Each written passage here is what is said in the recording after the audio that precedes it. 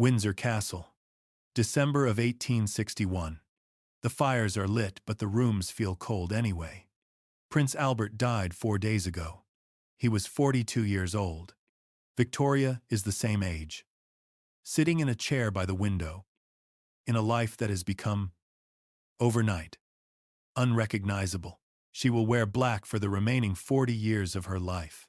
She will have Albert's clothes laid out each morning as though he might return to wear them. She will sleep with a cast of his hand beside her bed until the day she dies. She will keep his shaving basin filled with water, as if he has simply stepped out and will return to finish. The grief is total, documented in her own words, across thousands of pages of letters and diary entries that survive in the royal archives at Windsor today. It is not the grief of a woman performing mourning for a public that expects it.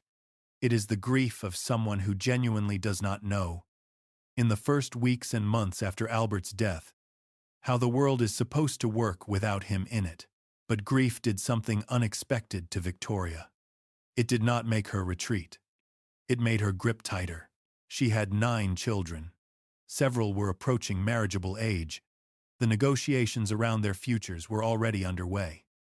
Some of them in the careful planning stages that Albert had set in motion before his illness had become serious. And Victoria threw herself into those negotiations with an intensity that surprised even her closest advisors. Letters went out across the courts of Europe. Visits were arranged. Proposals were evaluated and accepted, and declined, and reconsidered. The machinery of dynastic placement, which Albert had designed and Victoria had always participated in, kept moving. She made sure of it. She needed it to keep moving. In part because it was the right thing to do for her children and for Britain, and in part because a woman with 9 children and a continent to think about could not afford to stop moving, even inside a grief that would never fully lift.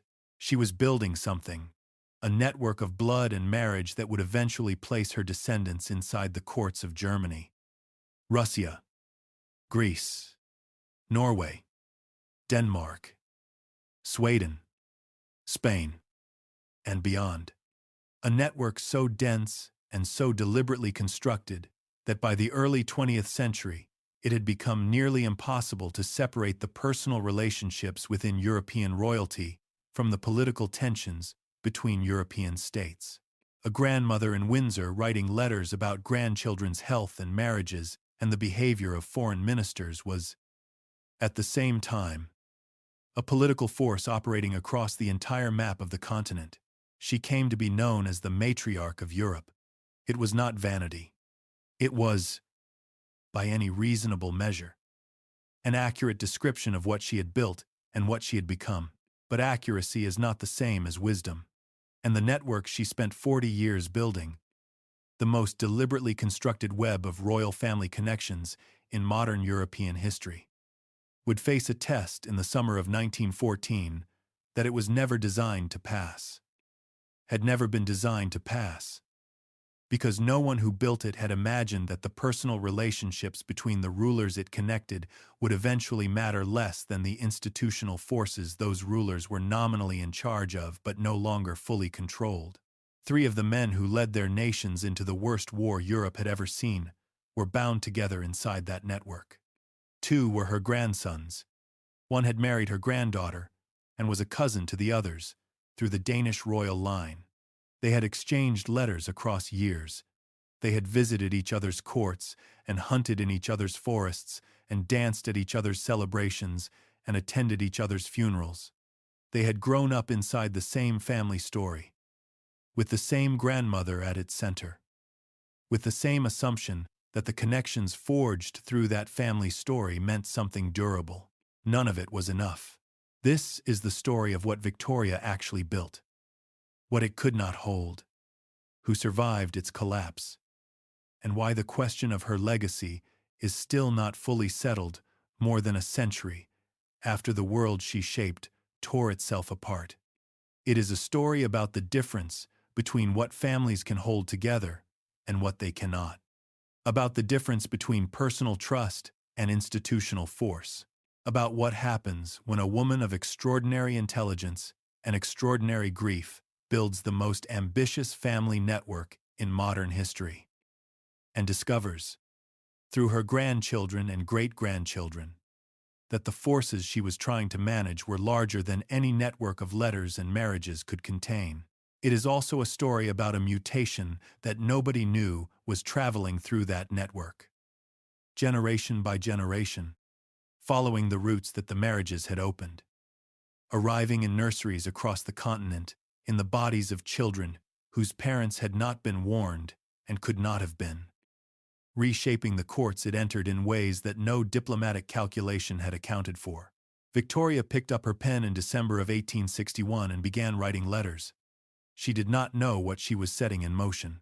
She was trying to hold together the world she loved. This is what happened next.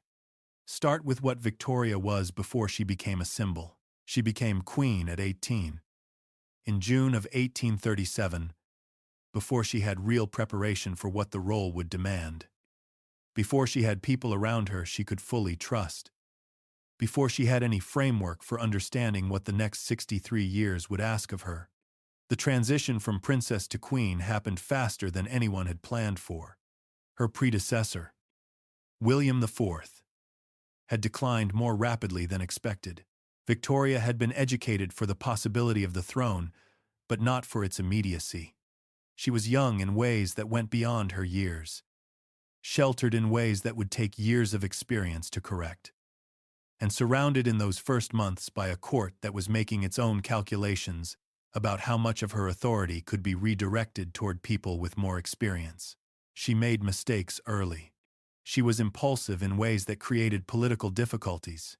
She trusted the wrong advisor at the wrong moment in her first year on the throne, becoming too closely associated with a Whig prime minister in ways that created a constitutional crisis when the political winds shifted.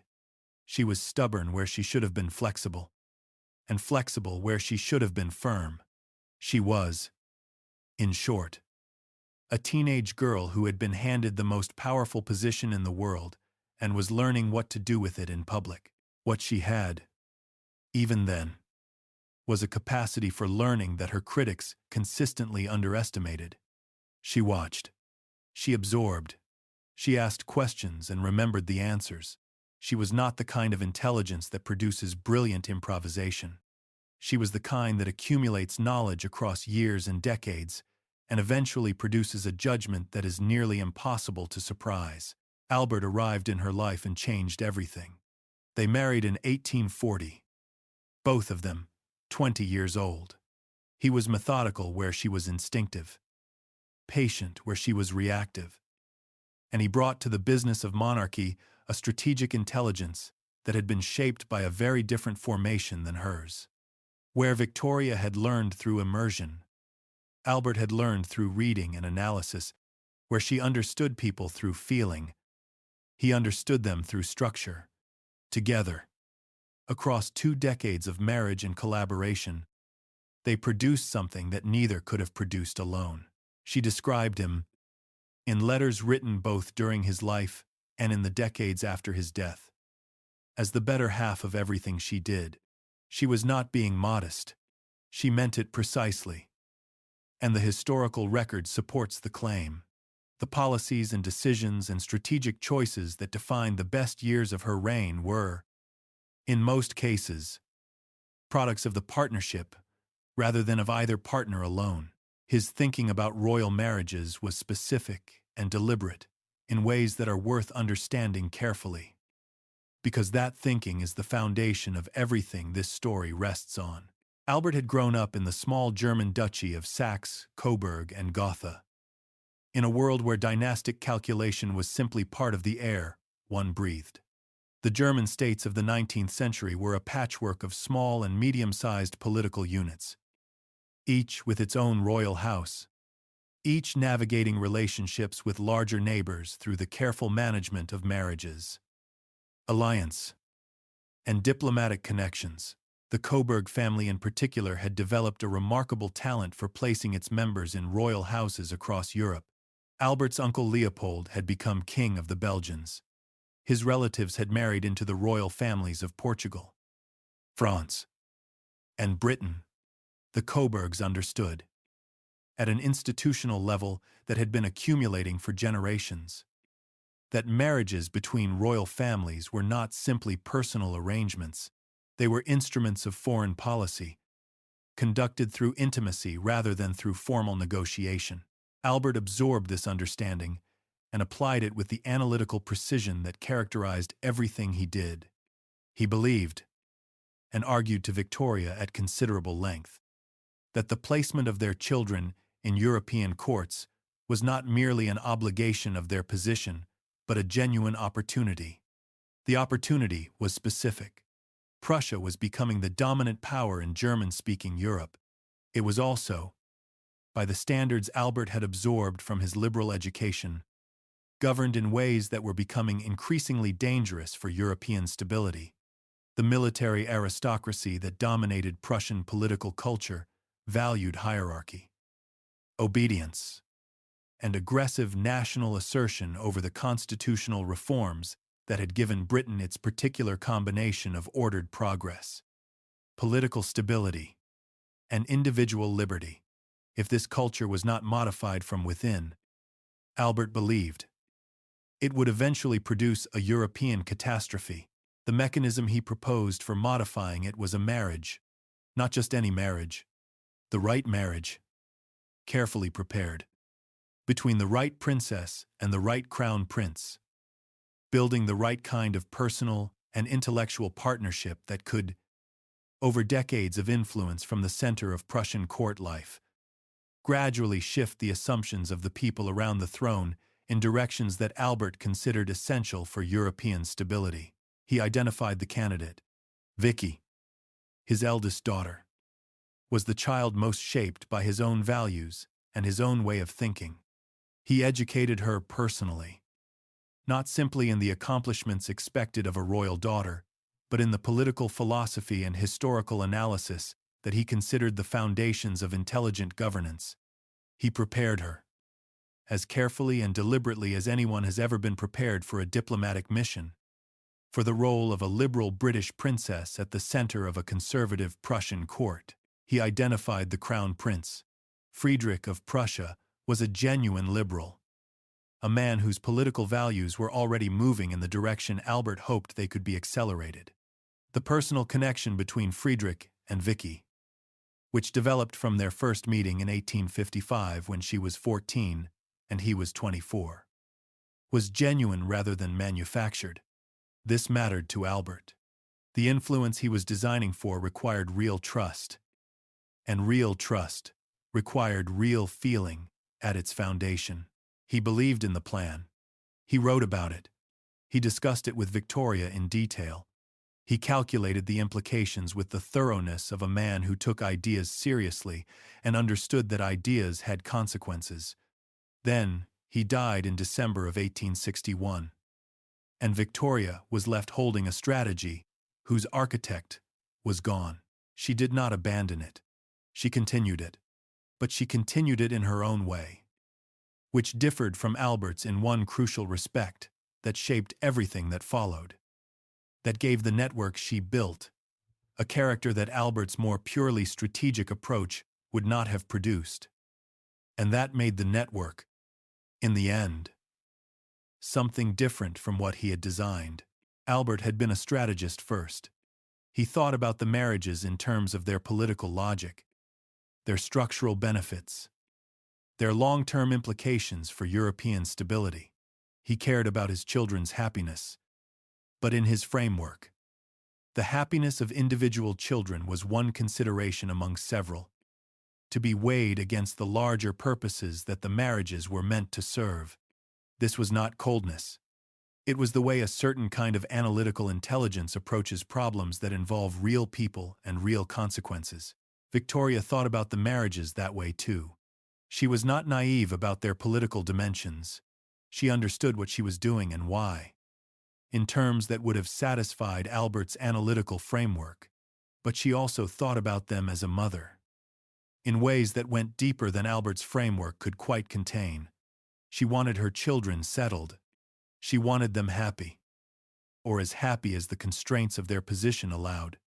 She wanted them connected to her, across the distances that duty was sending them, through the regular exchange of letters that she maintained with each of them throughout their lives. This combination, the political strategist and the grieving mother operating simultaneously in the same woman, produced something more complicated than Albert's original plan had been. The marriages Victoria arranged were still strategic, but they were also personal in ways that pure strategy would not have required. Victoria did not simply place her children and calculate the implications. She followed them. She worried about them. She wrote to them constantly, sometimes several times in a single week, commenting on their marriages, their children, their political situations, their health, their feelings, the behavior of their husbands and wives and in-laws and the ministers and courtiers who surrounded them. The letters that survive fill multiple published volumes and run to thousands of individual documents collected across decades. They are one of the most extraordinary documentary records in modern royal history, not because of their political content, though that is considerable, but because they reveal the texture of a particular kind of mind operating across a particular kind of life. They show a woman who was simultaneously managing the foreign policy implications of half a dozen royal courts and worrying about whether her daughter in Prussia was getting enough fresh air, who was tracking the political situation in Russia with the attention of a seasoned diplomat and fretting about whether her grandson was being raised with sufficient firmness, who had built the most extensive network of royal family connections in modern European history, and who experienced that network at its most immediate level. As a grandmother trying to stay connected to children and grandchildren who kept moving further away, she was not simply an architect building a structure. She was a participant in a living network, whose health and coherence depended on her continued engagement with it, and whose character was shaped as much by her emotional investment as by her strategic calculation. Some of the arrangements worked as Albert had intended. The placements that were made carefully, with the right combination of political logic and personal compatibility, produced relationships that functioned more or less as designed. Others produced outcomes that Albert's calculations had not anticipated, because the people involved turned out to be different from what the calculations had assumed, or because the political situations evolved in directions that the marriages had not been designed to handle, and running through several of them, invisible to everyone involved. Invisible, even in principle, given what medicine and genetics knew in the 19th century, was something that had nothing to do with politics or strategy at all. That thread would take decades to fully reveal itself. When it did, it would reshape the courts it had entered in ways that no marriage negotiation, however carefully conducted, could have prevented, because it did not travel through negotiations. It traveled through blood. Picture a mother watching her son try to stand up after a fall. Every child falls. Every parent watches. In most rooms, in most moments, a child gets up, perhaps cries, perhaps does not, and the moment passes without lasting consequence. The bruise fades, the cut closes, the child moves on to the next thing, and the parent moves on to the next worry. And life continues in the ordinary way, that life continues when the body is doing what bodies are supposed to do. What happened in the nursery when Leopold fell was different. The bruising that appeared after minor impacts was wrong in ways that experienced caregivers noticed immediately. A small cut would not close in the time it should have closed. The pain from bumps and falls that should have been trivial lasted longer than any normal explanation could account for. Episodes of joint pain arrived without obvious cause and persisted for days, leaving the child unable to walk or use his arms normally, in agony that the medicine of the period had very little ability to address. Nobody had a name for what they were watching yet. The disease that would eventually be called hemophilia was understood in broad outline by the medical community of the mid-19th century. But the understanding was incomplete, and the vocabulary was imprecise. What Victoria's physicians knew was that certain families produced sons who bled abnormally, that the condition was severe and often fatal, and that there was nothing to be done about it beyond trying to prevent the injuries that triggered the bleeding episodes. What they could not tell her was where it came from, how it traveled, what the mechanism was, or which of her other children might be carrying it forward into their own families. Leopold was the eighth of Victoria's 9 children. Born in 1853, he was, by the accounts of those who knew him, an intellectually gifted and emotionally sensitive child who was acutely aware from early age of the ways in which his body differed from other children's bodies, and who navigated that awareness with more grace than the situation had any right to produce. He was kept from physical activity that other children took for granted. He was monitored with constant vigilance. He lived under the particular weight of being loved anxiously, of being the child around whom a family organized its protective instincts in ways that were both necessary and, at some level, suffocating. He died at 30, from a brain hemorrhage following a minor fall. He had married and had a daughter. He had not been able to do most of the things that his intelligence and his position might otherwise have allowed him to do. His life was a significant life by any ordinary measure. And it was also a life that had been comprehensively shaped by a mutation in a single gene that nobody in his family understood and nobody could have prevented. The condition was Hemophilia B. This identification came not from the medicine of Victoria's era, but from genetic research published in 2009. When Evgeny Rogayev and colleagues, working with DNA extracted from the remains of the Romanov family, confirmed the specific form of the disease and the specific gene involved. The gene is designated F9. Its function is to produce a clotting factor, a protein that the blood requires to form the clots that stop bleeding. Without sufficient quantities of this factor, the blood's clotting ability is severely compromised. Minor injuries become emergencies because the normal biological response that closes wounds and stops bleeding does not activate properly. Internal bleeding into joints causes the episodes of severe pain that characterized Leopold's worst periods and that left him unable to walk or use his limbs normally for days at a time. Before the development of clotting factor replacement therapy in the 20th century, the management of hemophilia consisted almost entirely of trying to prevent injuries and attempting to limit the damage when prevention failed. Where the mutation came from is a question that has occupied geneticists and historians since the disease was first identified in Victoria's family. The search for a predecessor, for some ancestor or relative in whose body the mutation first appeared, has produced no confirmed finding. There is no documented evidence of hemophilia anywhere in Victoria's recorded ancestry on either her mother's or her father's side.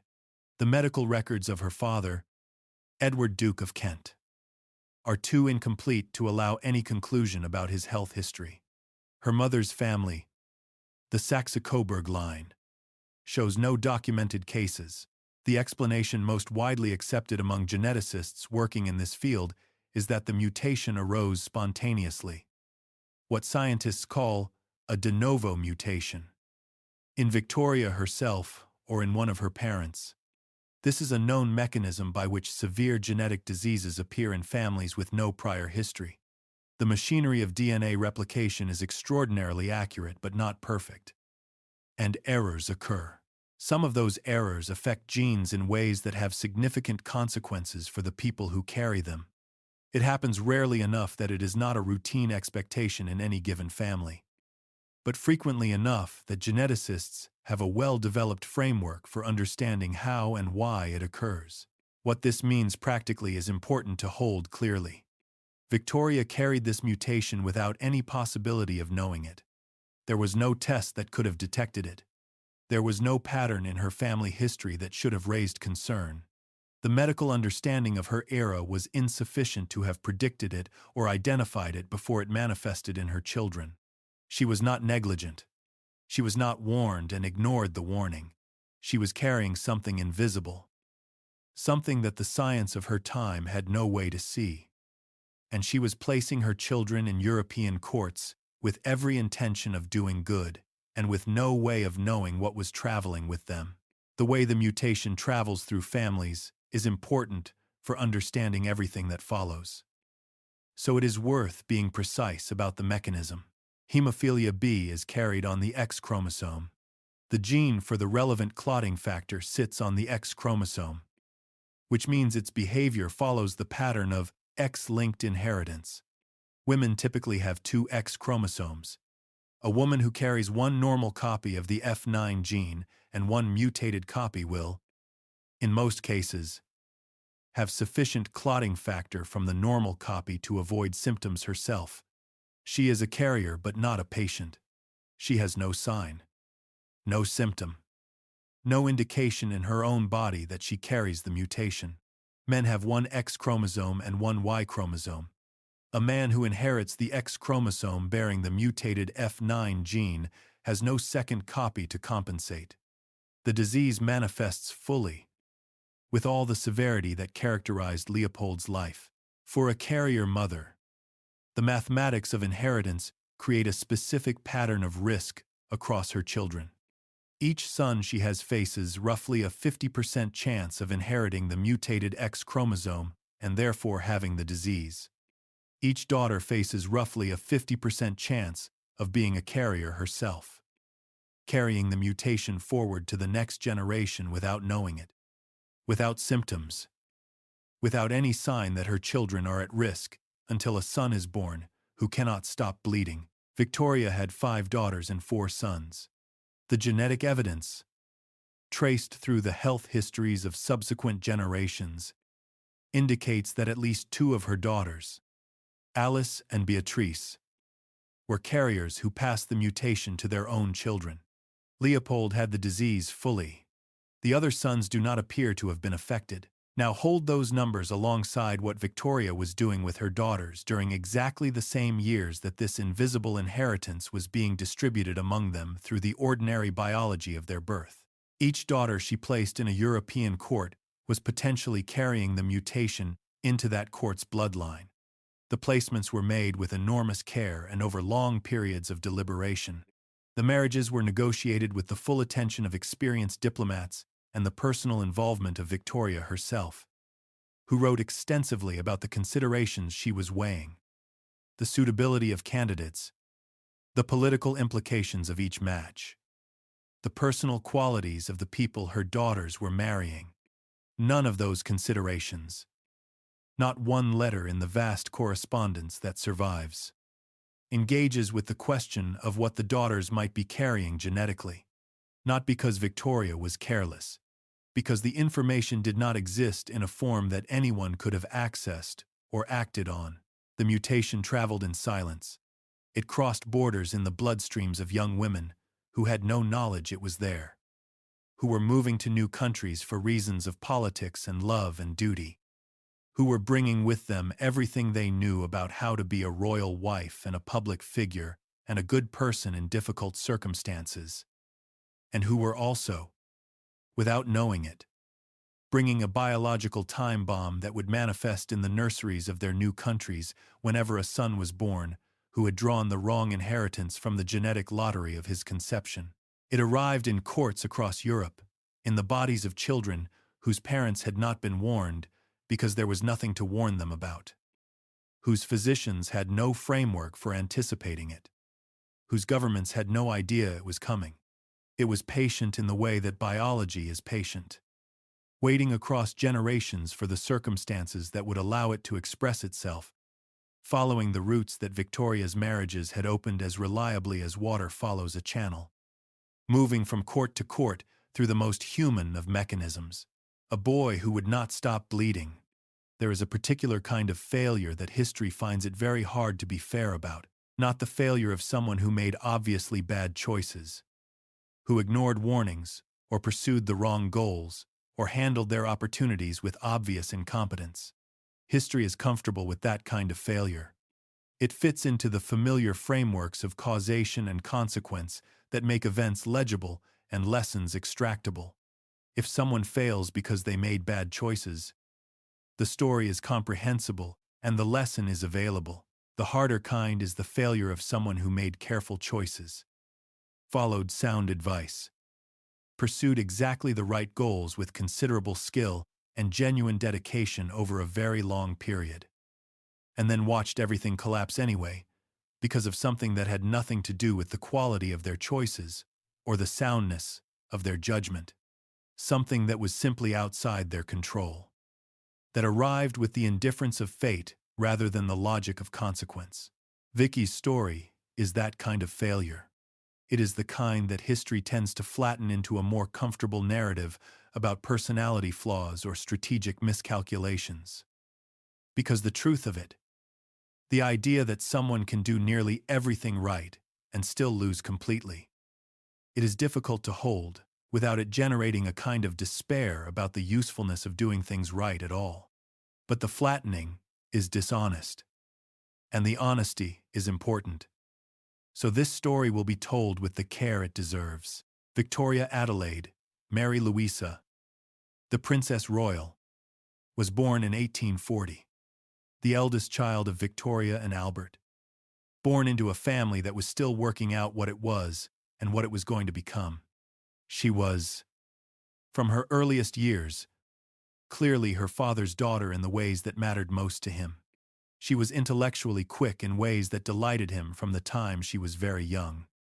Capable of following arguments and engaging with ideas at an age when most children were still learning the surface rules of adult conversation, she argued back when she disagreed.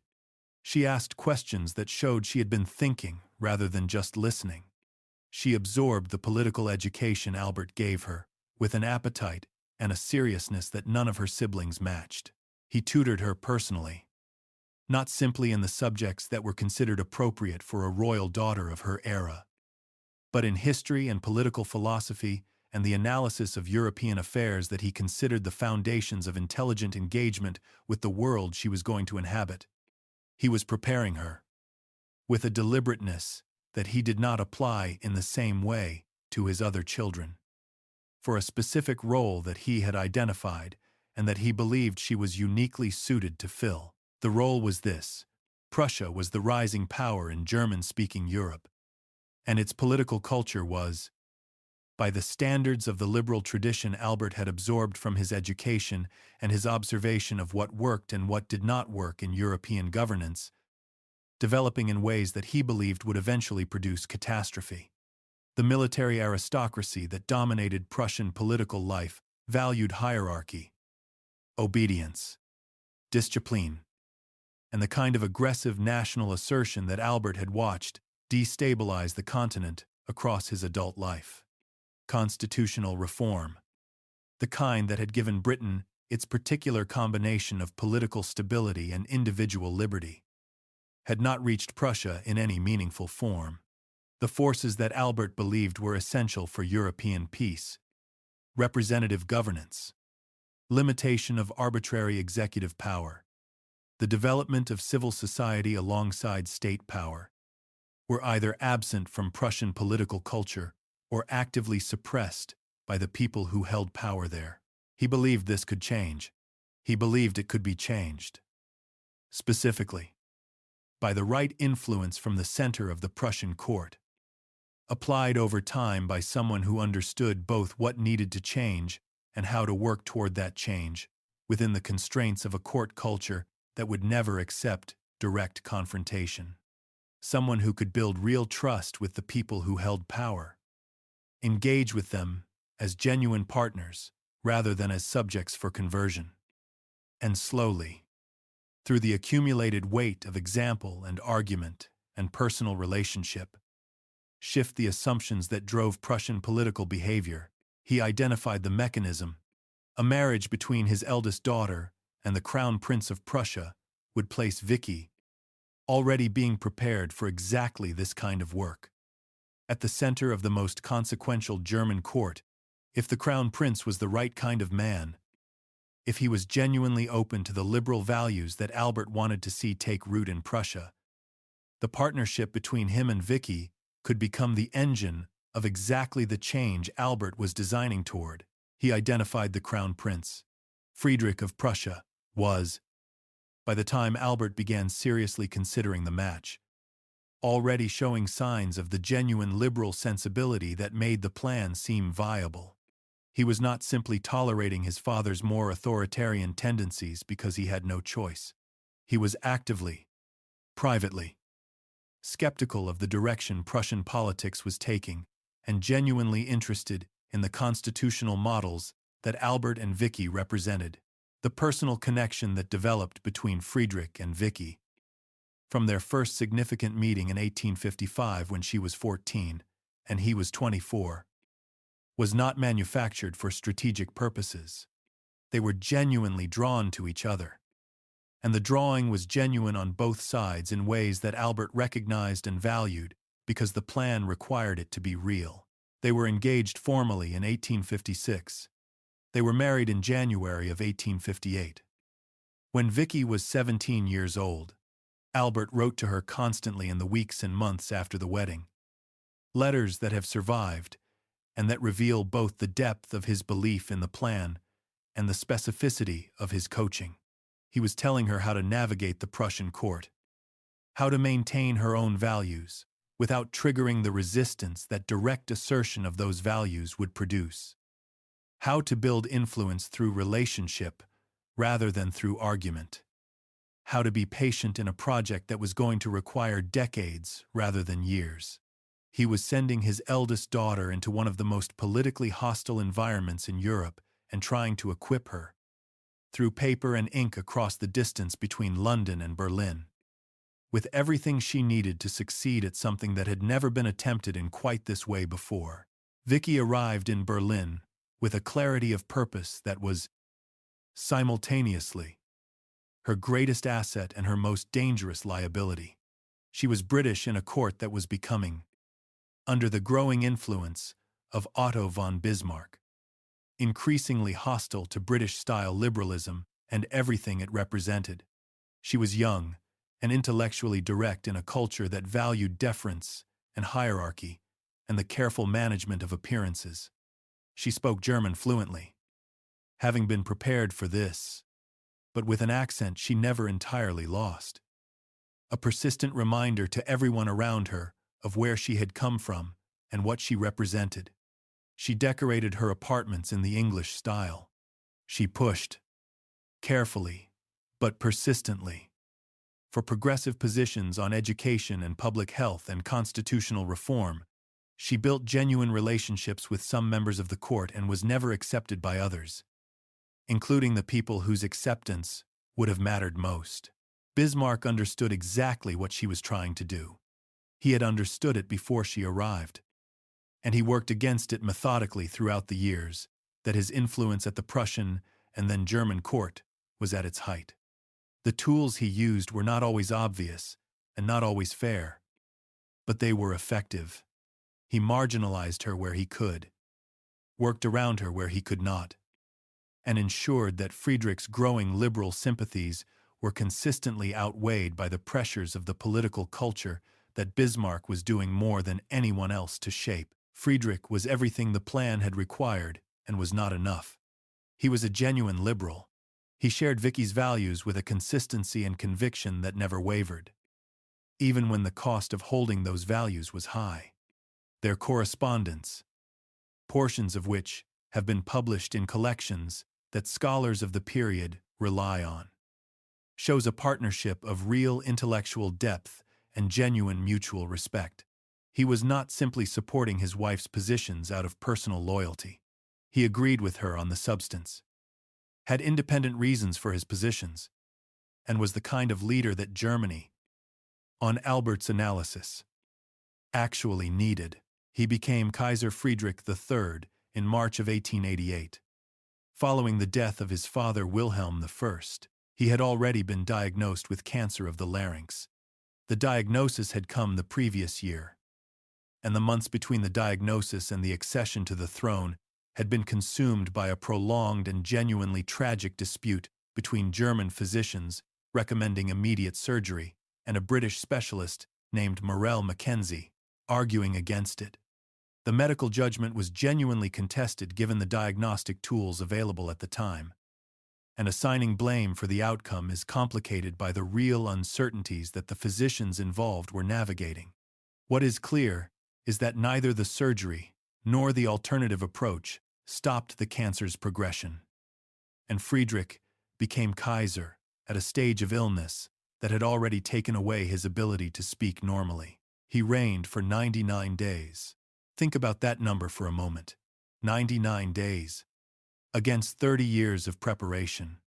Against the letters Albert had written from London, and the education Vicky had received, and the values she had carried from Windsor to Berlin, and spent 3 decades building into every relationship she had developed inside a court that had never fully welcomed her.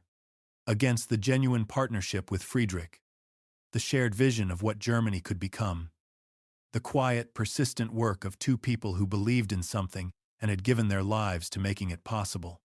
Against everything that had been invested, at enormous personal cost, in a project that Albert had believed was essential for European peace. 99 days. When Friedrich died in June of 1888, the throne passed to his eldest son, Wilhelm II.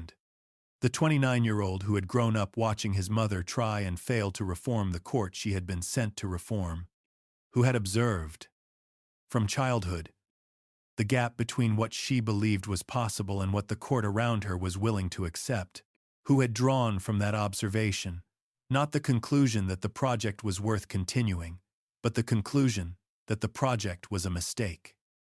That the values his mother had brought to Berlin were foreign values that had no legitimate place at the center of German power. That the direction Prussia and Germany needed to go was not toward the liberal constitutionalism his mother represented, but away from it. What followed for Vicky in the years after Friedrich's death was the systematic dismantling of the position she had spent 30 years building. Within weeks of his accession, Wilhelm had her residence searched for documents she might take back to Britain. Her movements were restricted. The correspondence with her mother continued. But the context in which that correspondence was being written had been transformed. She was no longer at the center of the court working toward something. She was on its margins, watching from a house in the Taunus Hills that Friedrich had given her, observing the Germany that was emerging from the culture she had spent her adult life trying to change. She died in August of 1901. 7 months after Victoria. She had been ill with breast cancer through the final year of her life, and she had kept it largely secret, not wanting to add to her mother's distress in the months when Victoria herself was declining. The secrecy was characteristic of how she had navigated everything. She had spent 40 years managing what she revealed and what she withheld, trying to be effective within constraints that never fully relaxed. And the habit of careful management did not leave her even at the end. Albert's plan had been sound. The analysis behind it was correct in ways that history vindicated with terrible precision. Because the aggressive nationalist direction that Bismarck and then Wilhelm pushed Germany toward did eventually produce the catastrophe Albert had identified as the likely consequence of the political culture he was trying to change. The woman executing the plan had been as capable as anyone could have been in those circumstances. The marriage had been genuine. The partnership had been real. The commitment had been sustained across 3 decades of difficulty and marginalization, and then 99 days. History does not often offer a cleaner demonstration of the gap between what we can control and what we cannot. Vicky controlled nearly everything within her reach, and she controlled it with skill and dedication and genuine intelligence. What she could not control was the body of the one man whose survival her entire life's work had depended on, whose presence at the center of German power was the only mechanism through which the liberal values she had brought to Berlin could have been converted into actual policy and actual change. Friedrich died too soon, and the son who replaced him had learned, from watching his mother, exactly what he was not going to do. Here is the paradox at the center of Edward VII's life, stated plainly so that the rest of the story can be understood against it. He was Prince of Wales for nearly 60 years. For most of those 60 years, his mother kept him away from the actual work of governing the country he was going to inherit. She did not show him state papers. She did not include him in diplomatic briefings. She did not give him access to the files and the meetings and the correspondence that would have prepared him, in the conventional sense, For the role of a modern constitutional monarch managing the foreign policy of the most powerful empire on earth, she was explicit about the distrust that motivated this exclusion. In letters to her children and her ministers that have survived and that make uncomfortable reading, when he finally became king at the age of 59, after the longest apprenticeship in British royal history, he turned out to be one of the most effective diplomatic operators the British royal family had produced in living memory. Those two facts are connected, not despite each other, because of each other. Understanding how requires understanding what Bertie was and what the 60 years of exclusion actually did to him.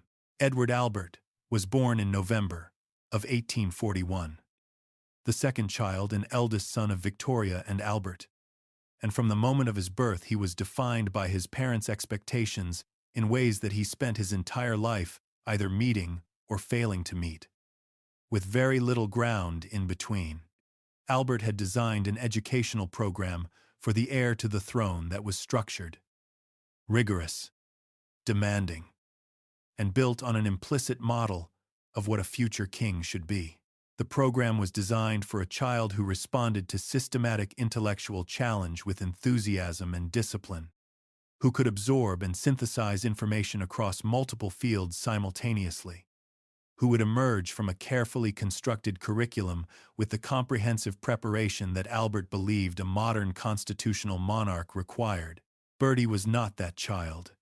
He was social, perceptive, and emotionally intelligent in ways that the curriculum had no category for and no capacity to develop.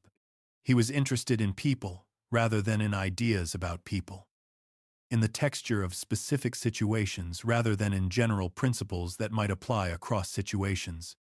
He was charming in ways that were not simply pleasant, but practically effective, able to put people at ease and keep them there, able to find the point of genuine connection in almost any conversation with almost any person. None of these were qualities that Albert's educational framework measured or valued. The framework measured academic performance, and by that measure, Bertie was consistently disappointing. The pattern of disappointment established in childhood persisted into adolescence and young adulthood, reinforced by an incident in the autumn of 1861 that colored the relationship between Bertie and Victoria for the rest of her life. Bertie was 19 and doing a military training stint in Ireland when fellow officers arranged for him to spend time with a young actress named Nellie Clifton. The connection was brief and not, by any reasonable assessment, a serious affair. It was the kind of thing that young men of his social position and era were expected to be involved in, though not necessarily to get caught at. News of it reached Albert, who was already unwell with what would turn out to be his final illness, and who traveled to Cambridge in cold, wet November weather, specifically to address the matter with his son. He returned to Windsor deteriorating. He died the following month. Victoria, in the depths of a grief that would never fully lift, needed somewhere to place the weight of what had happened. She placed a significant portion of it on Bertie. She wrote, in letters from those first months after Albert's death, that she could not look at her eldest son without thinking of the role he had played in his father's final decline. She never fully withdrew that verdict, even as years and then decades passed, without Bertie giving her further cause for the specific complaint that had produced it. It became a fixed point in her understanding of who he was, a conclusion that subsequent evidence was not going to be allowed to revise. The practical consequence was that she excluded him from the work of governing with a thoroughness that went well beyond what any constitutional justification could support. He asked, as he got older and the exclusion became more obviously unjustifiable, for access to the correspondence and the briefings and the state papers that his position technically entitled him to observe. She refused, or delayed, or promised and then found reasons not to follow through. He pushed the point, repeatedly and with increasing directness. Across many years, she held the line. The exclusion was not quite total, and it eased somewhat in the final years of her reign, but it was sustained long enough and comprehensively enough, that Bertie reached the age of 59, having been denied the formal preparation that his role required. So he built a different kind of preparation instead, in the only space available to him, which was the social world that his position opened and that his exclusion from formal power left him with time to inhabit.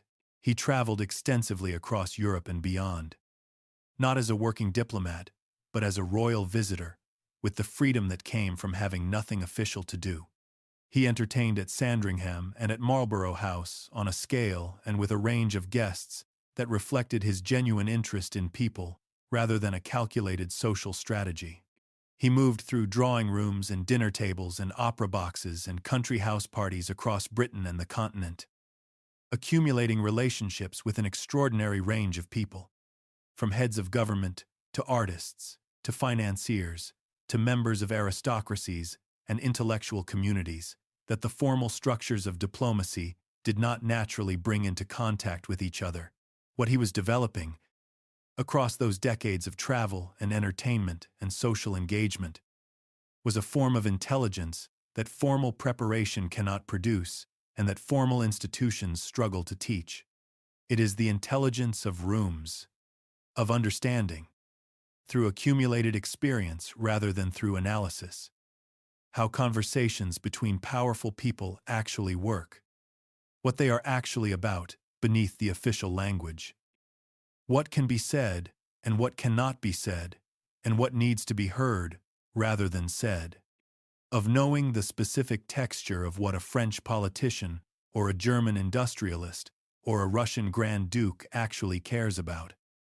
Not as a function of their official positions, but as a function of who they are. Contemporary observers who spent time with Bertie across his adult years noted a consistent pattern in how he operated in social settings. He had a genuine gift for making people feel that his interest in them was specific and real, rather than performed. He remembered things from previous conversations, specific details about people's families or interests or concerns, and referenced them in later encounters in ways that communicated genuine attention. He had the patience to let conversations develop in directions that the other person wanted to go, rather than steering immediately toward what he wanted from the interaction. The result was that people told him things they had not planned to say, and trusted him with information and perspective that they would not have shared with someone they felt was managing them. This is not the intelligence that state papers and diplomatic briefings develop. It is the intelligence that develops through being present, across a very long period of time, in rooms where significant things are being decided or felt or thought through. Bertie had that presence across 30, 40, 50 years of adult life. When he became Edward VII in January of 1901, the accumulated intelligence from all those rooms proved to be exactly what the position required at that moment. His visit to Paris in 1903 is the most celebrated example. The relationship between Britain and France was strained in ways that formal diplomatic channels had addressed without being able to resolve. Edward arrived in Paris and did what he had been doing across Europe for decades. Moving through rooms, engaging with specific people in specific ways, finding the points of genuine connection rather than the official points of managed contact. He spoke French, he said, at a public luncheon, that he had never felt more at home than in Paris, that he had always felt a particular connection to France that he struggled to find adequate words for. The crowd that had been prepared to be politely indifferent became warm. French newspapers covered the visit in ways that the official diplomatic preparation had not managed to produce. The entente cordiale, the agreement that formalized the improved relationship between Britain and France, was signed the following year. Historians are right to note that the strategic interests driving that agreement would have pushed toward some form of accommodation, regardless of any single visit or any individual's contribution. What most historians who have studied the episode carefully also acknowledge is that Edward's visit changed something in the emotional atmosphere between the two countries in ways that made the formal agreement easier and faster to reach than it would otherwise have been. Victoria had spent 60 years keeping him from power because she did not believe he was serious enough to be trusted with it. She had, without intending to, given him something more durable than access to state papers. She had given him time to move through the world at a pace that formal governance does not permit, to accumulate the kind of knowledge that formal preparation cannot produce, to develop the specific intelligence that his specific role, in his specific moment, actually required. He used it for 7 years before his heart gave out in May of 1910. He was 68 years old. He had been king for 9 years and Prince of Wales for 59. The 60 years that Victoria spent keeping him from the work of the crown had made him exactly who the 7 years needed him to be. Some connections in history announce themselves clearly. They arrive with treaties and state ceremonies and the formal recorded decisions of powerful people who understand exactly what they are doing and intend for their intentions to be visible. The connection between Britain and France, formalized in the Entente Cordiale, announced itself. The alliance between Germany and Austria-Hungary announced itself. The agreements that structured European diplomacy in the decades before 1914 were, for the most part, agreements that the people making them knew they were making, and that historians can study directly in the documents that record them. Others arrive quietly, through a third child, not the eldest, through a small German state whose geopolitical significance was modest at best, through a daughter who was not the designated carrier of her mother's most ambitious dynastic plans but who carried something else entirely, something that nobody knew she carried, something that the medicine and genetics of her era had no way to detect or describe. The connection between Queen Victoria and the last imperial family of Russia was not made in a single moment or through a single decision. It was built across 2 generations, through a chain of relationships and marriages and personal choices that nobody at the time recognized as a chain. Each link in the chain seemed, when it was being forged, to be simply itself. A marriage, a birth, a choice, an accident of inheritance. The chain only became visible as a chain in retrospect, when the consequences of what it had carried had already played out in ways that could not be undone. It began with Alice. Alice Maud Mary was Victoria's 3rd child. Born in 1843, 2 years after Bertie and 3 years after Vicky. She occupied a middle position in the family in ways that went beyond birth order. She was not Vicky, the eldest daughter who had been prepared for the most politically consequential placement and who carried the heaviest weight of her parents' dynastic ambitions. She was not Beatrice, the youngest, who would be kept closest to Victoria through the final decades of the Queen's life. She was, in the space between those 2 definitions, something that does not have a clean dynastic category. A child who was loved and valued and carefully provided for, but who was not the centerpiece of anyone's grand strategic design. What she was, in the accounts of those who knew the family, was one of the warmest people in a family that was not consistently warm. The relationship between Victoria and her children was complicated by the particular character of Victoria's grief after Albert's death, by the emotional demands she placed on children who were simultaneously trying to navigate their own lives and their own losses, by the intensity of her correspondence and her expectations and her interventions in decisions that other parents might have been more willing to leave to their children. Alice navigated all of this with a particular kind of grace. During the weeks of Albert's dying, it was Alice who stayed closest to him when others found reasons to withdraw. It was Alice who held her mother in the immediate aftermath of his death, when Victoria's grief was at its most acute and most consuming. Victoria described her in those weeks, in letters that survive and that are among the most emotionally raw documents in the enormous archive of her correspondence. As her greatest comfort, she married Ludwig IV of Hesse and by Rhine in July of 1862. 7 months after Albert's death, the wedding was a subdued affair by royal standards. still shadowed by the family's mourning. And Victoria described it in a letter written shortly afterward with the unguarded honesty that grief sometimes produces, as feeling more like a funeral than a celebration. Alice went to Darmstadt, the capital of the small Grand Duchy her husband governed, and built a life there that was, by most historical accounts, genuinely and productively hers. She was interested in nursing and public health in ways that went against the grain of the conservative social world she moved within. She corresponded with Florence Nightingale on questions of medical reform and nursing practice. She founded organizations that provided nursing care and health education to the people of Hesse. She brought to her position a seriousness about its responsibilities that went beyond what the position formally required. She also had 7 children, which is where the chain becomes visible.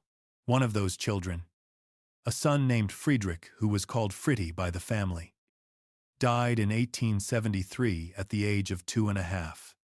From injuries sustained when he fell from a window. The fall itself was minor. Children fall from windows and survive. What happened to Fritti after the fall was not minor. The bleeding from the injuries would not stop in the normal way.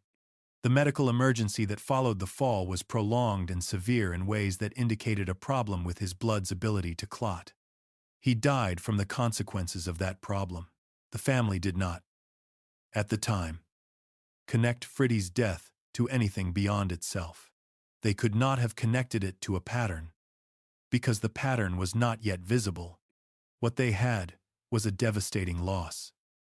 A child dead at 2.5 from injuries that should not have been fatal, with a cause that their physicians could describe in general terms but not explain in any way that connected to anything else they knew about the family's health.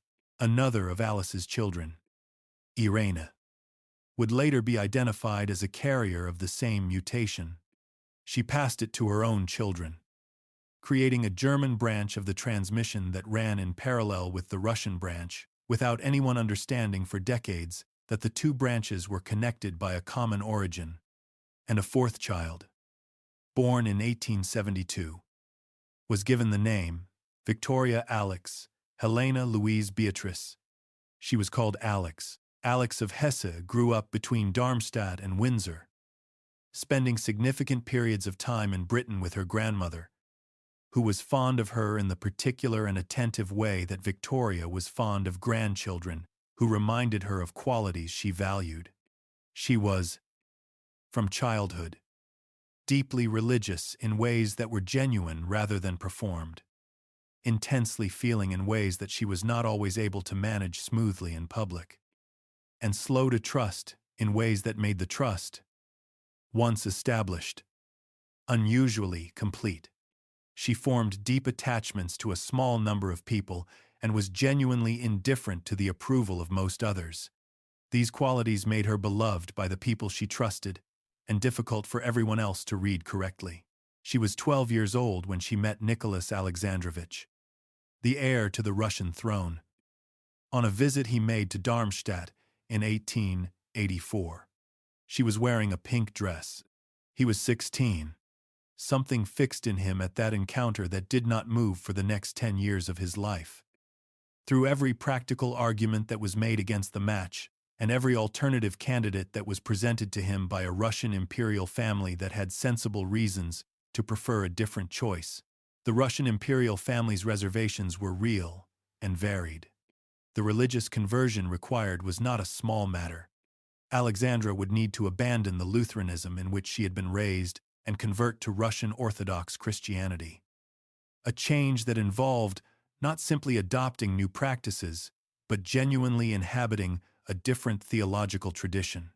His mother, Maria Feodorovna, preferred a French princess on the grounds that an alliance with France served Russian foreign policy interests better than an alliance with the minor German state of Hesse. His father, Tsar Alexander III, was reluctant to approve the match for reasons that combined the specific reservations about Alex with a more general conservative suspicion of foreign influence at the center of Russian court life. Nicholas did not waver. He was, in most aspects of his character and his rule. A man who avoided confrontation and deferred to stronger personalities. On this one question he was immovable. He pressed his case with his parents across years of resistance, returning to the subject whenever an opportunity presented itself, making clear that he was not going to accept a different answer simply because the question had been answered differently before. The resolution came through his father's dying rather than through persuasion. Alexander III fell seriously ill in the autumn of 1894. Nicholas, understanding that the question of his marriage could not survive his father's death unresolved, secured permission to bring Alex to Levadia, the imperial estate in Crimea where Alexander was being cared for. The engagement was formalized at the bedside of a man who was dying, with the weight of the coming succession pressing on every decision being made in that room. Alexander died in November of 1894. Alex arrived in Russia as a fiancé and, within weeks, was preparing for a wedding that would take place just over a week after the state funeral of the man whose death had made Nicholas the Tsar. She converted. She took the name Alexandra Feodorovna. She entered her marriage and her new country in an atmosphere saturated with death and ceremony, and the particular pressure of being the wrong kind of person, in the wrong kind of place, at the worst possible time. Needing to become something she was not yet, and might never be. While the country she was joining watched, and formed opinions that would prove very difficult to change, Victoria followed the events from Windsor through correspondence, and wrote to Alexandra in the early years of the marriage, with the warmth of a grandmother who had been paying close attention to this particular grandchild for a long time. The letters are affectionate and practical, and full of the specific kind of interest that distinguished Victoria's engagement with the people she loved from the performative versions of royal correspondence. She was genuinely glad for Alexandra. She was genuinely interested in how the marriage was going, and how Russia was treating her granddaughter, and how the Russian court compared to what Alexandra had been prepared for. She could not see what Alexandra was carrying, the mutation that had manifested in Fridie's inability to stop bleeding, that had moved through Alice without any sign of its presence, had passed to Alexandra in the same invisible way. Alexandra was a carrier. She was healthy. Her 4 daughters, born between 1895 and 1901, appeared healthy in the ways that daughters of carriers appear healthy, which is to say that they showed no symptoms because the disease does not manifest in women who have the normal copy of the gene to compensate for the mutated one. There was nothing to see. There was nothing to worry about, by any indication available to anyone at the time. Then in August of 1904, after years of anxiety about the succession, after 4 daughters, and the growing concern about what would happen to the dynasty if a male heir did not arrive, Alexandra gave birth to a son, Alexei Nikolaevich, the heir to the Russian throne, the child whose birth was met with celebrations that reached every corner of an empire of vast size and deep anxiety about its future. Within weeks, the bleeding began. Alice had carried the mutation from Windsor to Darmstadt without knowing it was there. Alex had carried it from Darmstadt to St. Petersburg without knowing. Nicholas had chosen Alex for reasons that had nothing to do with anything except the specific gravity of his feeling for her. A feeling that had been fixed in him at the age of 16 at a visit to a minor German court, and that had not shifted across a decade of practical arguments against it. And now, the mutation had arrived. Through the most careful and loving and completely unknowing chain of transmission imaginable, at the center of one of the most powerful autocracies on earth, the thing that had been traveling quietly for 40 years, following the routes that Victoria's marriages had opened, had found its destination.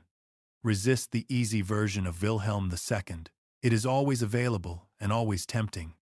The spiked helmet, the withered arm positioned carefully in every official photograph to minimize its visibility. The speeches that alarmed diplomatic observers across Europe with their combination of grandiosity and unpredictability. The blank check issued to Austria-Hungary in July of 1914 that helped make a European war out of a Balkan crisis. The Exile. The End of a Dynasty. It is a clean narrative that places responsibility with satisfying clarity at the foot of a man whose character flaws seem, in retrospect, to have been obvious. The temptation should be resisted, not because Wilhelm was without flaws or because his choices were without consequences, but because the easy version is too simple to be fully honest. And the dishonesty in it matters for understanding what actually happened in the summer of 1914 and why. Wilhelm Friedrich Victor Albrecht of Prussia was born in January of 1859, the first grandchild of Queen Victoria, the first child of Vicky and Friedrich. The birth was difficult in ways that shaped everything that followed. The baby was in a breech position, meaning he was positioned feet first rather than head first. And the delivery was prolonged and complicated. The medical interventions used in the attempt to deliver him safely, which included the use of forceps, caused significant trauma to his left arm and shoulder. The brachial plexus nerves, which control movement and sensation in the arm, were damaged. The arm never developed normally. Wilhelm grew up with a left arm noticeably shorter than his right, with limited mobility and strength. In a court and a culture that placed enormous value on physical military bearing as a mark of masculine authority and political legitimacy. What this physical reality meant for Wilhelm's development is a question historians have examined at length and answered with varying degrees of certainty. The honest position is that the connection between his childhood experience of physical difference and his adult patterns of behavior is plausible and widely discussed in the historical literature, and that some degree of connection is difficult to dismiss entirely. At the same time, drawing a clean causal line from a birth injury to the specific foreign policy decisions of a head of state who ruled for 26 years across a period of exceptional complexity requires more certainty than the available evidence actually supports. Human psychology does not work in ways that simple causal models can adequately capture, and the temptation to explain large historical events through individual psychological histories should be managed with care. What can be said with more confidence? Because it rests on documentary rather than inferential evidence, is something about the specific environment in which Wilhelm grew up and the specific signals he received from the people who were closest to him. Vicky was a mother who applied to her children the same analytical precision that Albert had applied to everything. She evaluated, she assessed, she communicated her assessments in letters that were specific and direct and not always kind. Wilhelm did not fit what the precision measured for. He was not the intellectually flexible, politically open, constitutionally minded child that the plan required. He was reactive, competitive, insecure, in ways that expressed themselves as aggression rather than reflection, and resistant to the British-inflected values that his mother was trying to build into the court she had been sent to reform. She noticed this, and she communicated her noticing, sometimes to Wilhelm directly, and sometimes to Victoria in letters that have survived, and that contain passages describing Wilhelm's limitations with a frankness that would have been devastating if a child had read them. She was not trying to be cruel. She was applying standards that Albert had taught her to apply. But the application had consequences for the child on the receiving end. Wilhelm's response to growing up in that environment, receiving persistent messages that he was not quite right, not quite what was needed, in a body that the culture around him valued as a symbol of authority and that his own body consistently failed to be, was characteristic of a particular kind of defensive psychology. He overcorrected. He became, in his public presentation, maximally imperial in every way available to him. The uniforms were the most elaborate, the speeches were the most assertive, the military posture was the most rigidly studied. The arm that could not be made strong was always positioned in official photographs, with careful attention to minimizing its visibility. He surrounded himself with military men, and absorbed their values with the intensity of someone for whom those values were not simply a professional framework, but a personal answer to a question that kept returning. He was not, in private settings, simply that performance. People who spent time with him informally, away from the official contexts that called for the imperial performance, often came away surprised by the contrast. He could be curious and genuinely engaged. He had wide-ranging intellectual interests in history and technology and natural science and the arts. He was capable of warmth in ways that the public Wilhelm rarely showed. He had a sense of humor that his official persona almost entirely concealed. The performance of imperial authority was not the whole of what he was, but the performance had consequences in a world of states and armies and diplomatic calculations that took public presentations of national intent very seriously. German foreign policy under Wilhelm had a quality that historians have consistently identified and struggled to characterize precisely. It was not the policy of a state with a clear and consistent, long-term, strategic vision driving toward legible goals through disciplined means. It was something more erratic than that.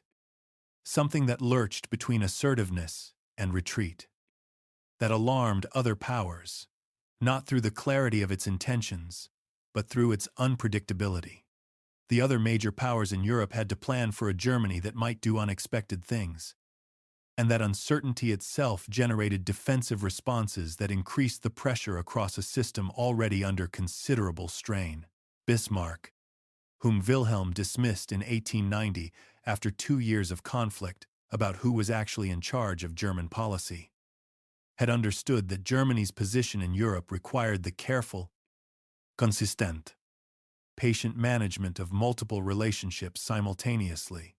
He had the strategic intelligence and the personal discipline for that kind of management. He could hold complexity in mind across long periods without being destabilized by short-term pressures. Wilhelm did not have those qualities. He wanted to be the most important figure in the room. And when circumstances suggested otherwise, his tendency was to escalate rather than to recalibrate. His relationship with his British relatives illustrates the pattern in miniature, and at the personal level where the family network Victoria had built was supposed to operate. He was genuinely fond of Victoria. The relationship between grandmother and grandson was, by the evidence available, one of the warmer relationships in his life.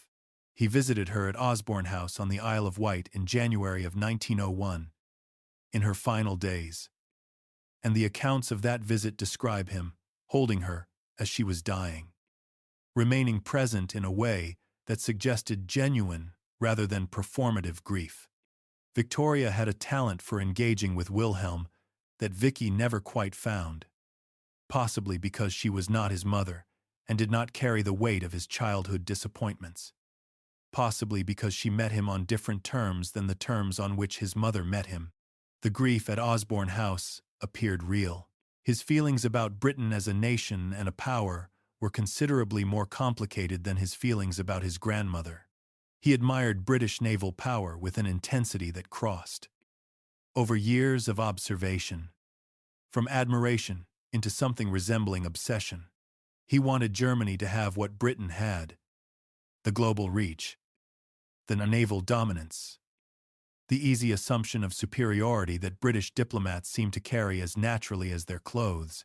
He resented what he perceived, with some justification and some distortion, as British condescension toward German ambitions and British unwillingness to acknowledge Germany's legitimate claim to the kind of world role that its economic and military development had made possible.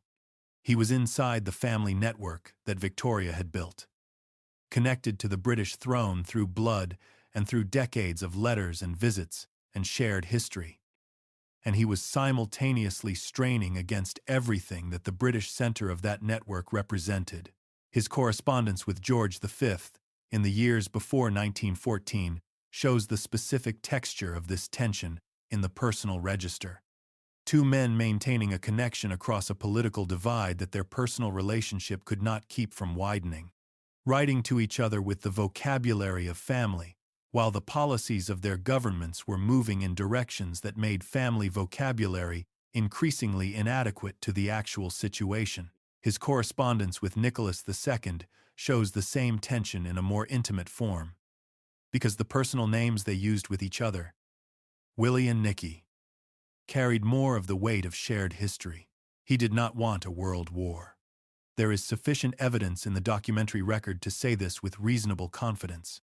His communications in the final days of July 1914, as the mobilization orders were being drafted and the diplomatic options were closing, show signs of genuine alarm, of a man beginning to understand that the machinery he had been helping to build and drive was moving faster than any individual actor could now redirect. The alarm was real. It was also, by the time it arrived, too late.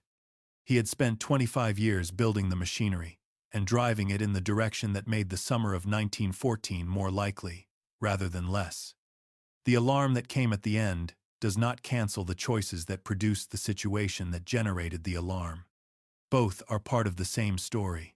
He abdicated in November of 1918 and lived in exile in the Netherlands for the remaining 23 years of his life, dying in 1941 at the age of 82, having outlived the empire, the dynasty, the war, and nearly everyone who had shared the world into which he had been born. Vicky had died in 1901, 7 months after Victoria. Having been ill for the final year of her life with a breast cancer she had kept largely secret. She had not lived to see what her son would do with the Germany she had spent her life trying to change. Whether that absence was a mercy is a question the record does not answer. What the record shows is that she died without having seen the worst of what she had spent her life trying to prevent. Some failures are like that, complete before the person responsible for them gets to see the completeness. Sarajevo, June 28, 1914. A Sunday morning. Warm and clear. In a city that had been nervous for weeks about the visit of the heir to the Austro-Hungarian throne, Archduke Franz Ferdinand of Austria-Hungary and his wife Sophie were in an open car, moving through the city streets as part of an official motorcade when Gavrilo Princip stepped forward from the crowd and fired twice. The Archduke died within the hour. Sophie died shortly after. The man who had been killed was the heir to the throne of the empire that dominated Central Europe. The man who killed him was a Bosnian Serb nationalist connected to a network of organizations that wanted Bosnia free of Austro-Hungarian control. What happened next happened in a sequence that, in retrospect, has the quality of inevitability, though the people living through it did not experience it as inevitable and made choices at multiple points that they believed, or hoped, might produce different outcomes. Austria-Hungary issued an ultimatum to Serbia, holding the Serbian government responsible for the assassination and demanding concessions that a sovereign state could not accept without effectively surrendering its independence. Serbia accepted most of the demands and refused the most intrusive ones. Austria-Hungary declared war on Serbia on July 28. Russia, which had treaty obligations to Serbia and which could not afford, for reasons of both strategic interest and domestic political pressure, to allow Austria-Hungary to crush a Slavic state on its border without response, began mobilizing its forces. Germany, which had treaty obligations to Austria-Hungary, and which had given Austria-Hungary what would later be called a blank check of support in its response to the assassination, declared war on Russia on August 1. France, which had treaty obligations to Russia, came into the war. Germany invaded Belgium, whose neutrality had been guaranteed by a treaty that included Britain, and Britain declared war on Germany on August 4, 5 weeks from the Sunday morning in Sarajevo, to a continental war that would kill somewhere between 17 and 20 million people before it ended. The formal history of those 5 weeks, the ultimatums and mobilization orders and diplomatic calculations and alliance obligations, has been written and rewritten across a century of historical scholarship. That history is important and accurate as far as it goes, and it goes a considerable distance toward explaining how a regional Balkan crisis became a world war. But running alongside that formal history, in a register that the formal history does not always include, was another history. The history of men who called each other by personal names, who had grown up inside the same family network, who were writing to each other in the final days of July 1914 with increasing urgency and decreasing hope, finding that the words they were using to reach each other were not reaching what needed to be reached. Wilhelm and Nicholas had been corresponding regularly for years before 1914. The correspondence was personal, in ways that the diplomatic correspondence between their governments was not. Wilhelm signed his telegrams and letters to Nicholas with the name Willie. Nicholas signed his Nicky. The names were the names of men who shared a world, or believed they shared one, who had met at family gatherings and written about family news, and maintained the kind of connection that Victoria's network had been designed to create and sustain. The network was working as designed. The question the summer of 1914 was going to answer was whether what it had created was sufficient for what it was being asked to do. The Willie-Nicky telegrams from the final days of July and the first days of August 1914 are preserved in several archives, including the Houghton Library at Harvard University, and have been published in scholarly collections and studied in detail by historians working on the origins of the First World War. They are remarkable documents, but not in the way that dramatic historical documents are usually remarkable. They are not the records of great decisions or strategic masterstrokes. They are the records of men who understood, in real time and with increasing precision, that something was moving faster than they could reach it, and who kept reaching anyway. On July 29th, with Austria-Hungary's declaration of war on Serbia already issued and the Russian mobilization already beginning, Nicholas sent a telegram to Wilhelm. He addressed him by his name. He described the military pressure he was under, the mobilization that his generals and his foreign minister were telling him was necessary, the concern that if Russia did not mobilize in response to the Austro-Hungarian action, it would be in a position of dangerous military vulnerability. He asked Wilhelm to use his influence to restrain Austria-Hungary. He asked for help. Wilhelm replied the same day. He said he was using every influence available to him to encourage Austria-Hungary to deal directly with Russia. He said he was doing what he could. He addressed Nicholas by name. Both of these things were partially true. Neither of them was sufficient to change what was happening.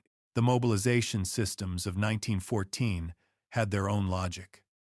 And it was a logic that operated at a level below where personal correspondence between monarchs could reach.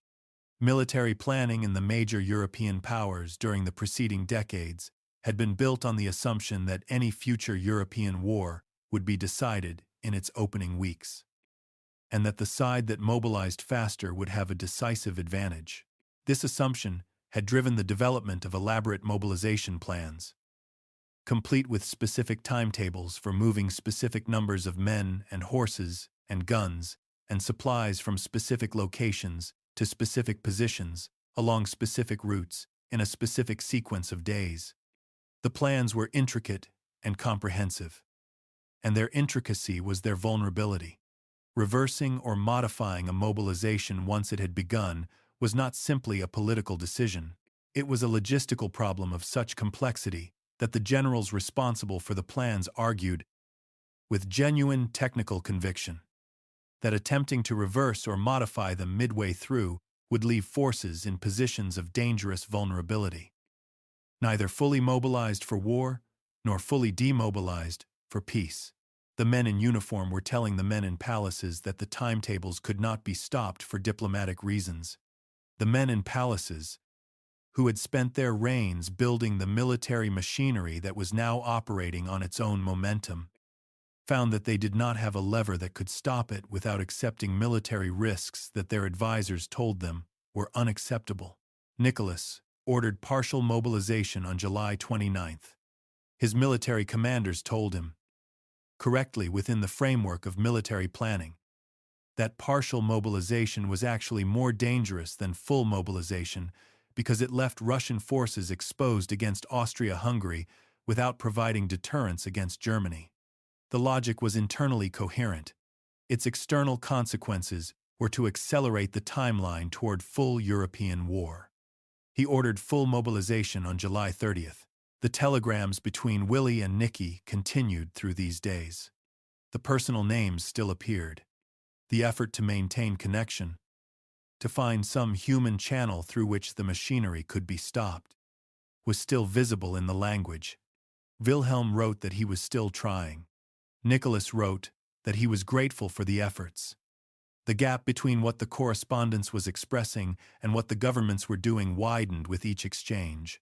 On August 1st, Germany declared war on Russia. The personal correspondence between Wilhelm and Nicholas had not been able to prevent it. Germany moved to implement its military plan. The Schlieffen Plan, which required moving large forces through Belgium to reach France quickly enough to knock France out of the war before Russia could fully mobilize on Germany's eastern border. The plan had been developed over years by German military planners who had concluded that a two-front war was Germany's most likely scenario in any European conflict, and that the only way to survive it was to defeat one front quickly before the other fully activated.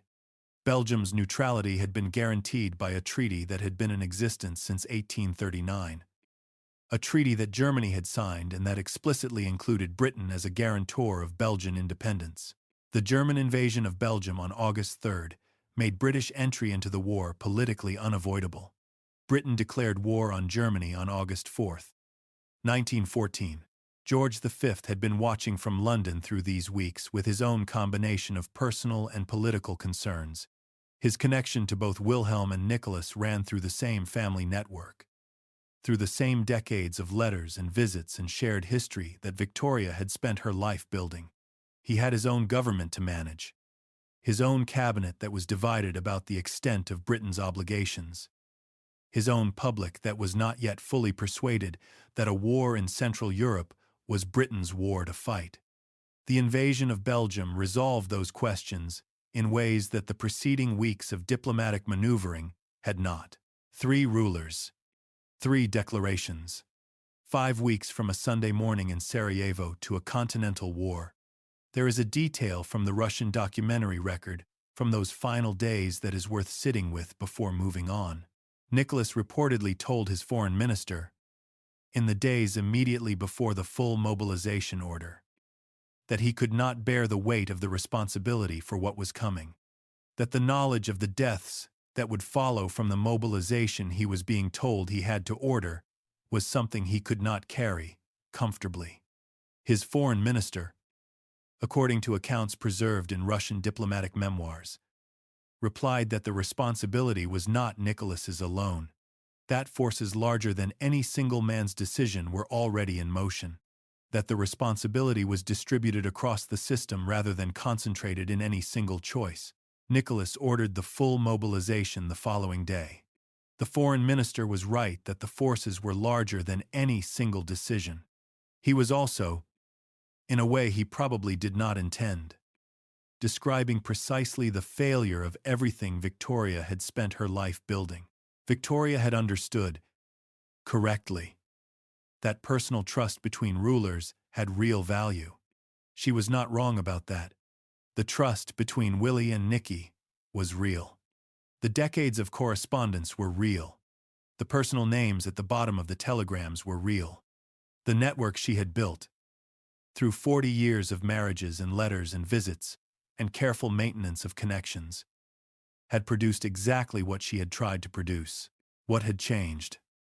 Between the world she was building that network for and the world it was being tested in, was the scale and the rigidity of the institutional machinery that the rulers were nominally in charge of, but no longer fully controlled. The armies were larger than any previous generation of armies. The mobilization plans were more intricate and more inflexible. The alliance commitments were more binding and more automatic. The gap between what a ruler personally wanted and what the system he sat atop would actually do had grown wider. Across the decades of industrialization and military development and competitive alliance building that separated 1861 from 1914 than any personal relationship could bridge, the network Victoria had built was real. The trust within it was, in many cases, genuine. The telegrams were real telegrams between men who actually knew each other and actually cared about what was happening. And none of it was enough. Willie and Nicky kept writing until they could not write anymore. And then the world that Victoria had spent her life trying to hold together began, in the most catastrophic way imaginable, to come apart. Start with a fact that sounds simple and is not. Nicholas and Alexandra loved each other, not as a diplomatic arrangement that deepened over time into something comfortable and functional, not as a partnership that grew from shared circumstance into mutual respect and professional cooperation. They loved each other in the specific, consuming way that makes people choose someone against the advice of everyone around them, and then keep choosing that person across decades of pressure that would have ended most arrangements. The choice was made with full awareness of the practical complications it created. It was not revised when those complications proved to be even more serious than anyone had anticipated. It was not revised when the political situation around them deteriorated beyond what anyone had anticipated. It was not revised at the end, when the implications of the choice were most fully visible. This is not in dispute. Their letters to each other, written across every separation, their lives produced and preserved in collections that scholars have studied carefully, are documents of genuine feeling. The language is not the language of managed correspondence between two public figures who have learned to perform affection. It is the language of two specific people who are deeply, specifically attached to each other in ways that the formal contexts of their lives cannot fully contain. The consistency of that attachment across 30 years of marriage, through the stripping away by revolution and imprisonment of everything external that might have sustained a less genuine connection, is not the consistency of performance. It is the consistency of something real. The difficulty, and it is the central difficulty of this part of the story, is that this love story and the governance of one of the largest empires in the world occupied the same space at the same time and could not be separated from each other. Nicholas was not simply a man who loved his wife. He was the autocrat of an empire of vast size and complexity, facing challenges that would have tested a ruler of exceptional political intelligence and nerve. And his love for Alexandra was not a private matter that existed separately from his public role. It shaped the public role in ways that the private virtues of the love could not redeem. Nicholas Alexandrovich became Tsar, Nicholas II, in November of 1894. At 26 years old, upon the sudden death of his father Alexander III at the age of 49, the succession had not been expected so soon. Alexander had been a physically powerful man whose health had seemed robust, and Nicholas had been given the education and the ceremonial exposure of an heir apparent, but not the working preparation of an imminent ruler. He had observed his father govern. He had been included in state occasions. He had done the military service expected of men of his position and education. None of this was the same as actually doing the work of governing an empire. And Nicholas understood the difference more clearly than people around him acknowledged in public. He wrote about it honestly, in private correspondence from the first days of his reign. He wrote about feeling unready, about the weight of what had descended on him without adequate preparation, about his uncertainty whether he was genuinely equal to what was being asked of him. This candor was not false modesty, performing humility for an audience. It was genuine self-assessment from a man who knew himself reasonably well and who understood the gap between his own capacities and what the position he had inherited demanded. That candor was one of his most admirable qualities in private. It was also, in a ruler whose authority rested on the projection of certainty and conviction, one of his most consequential liabilities in public.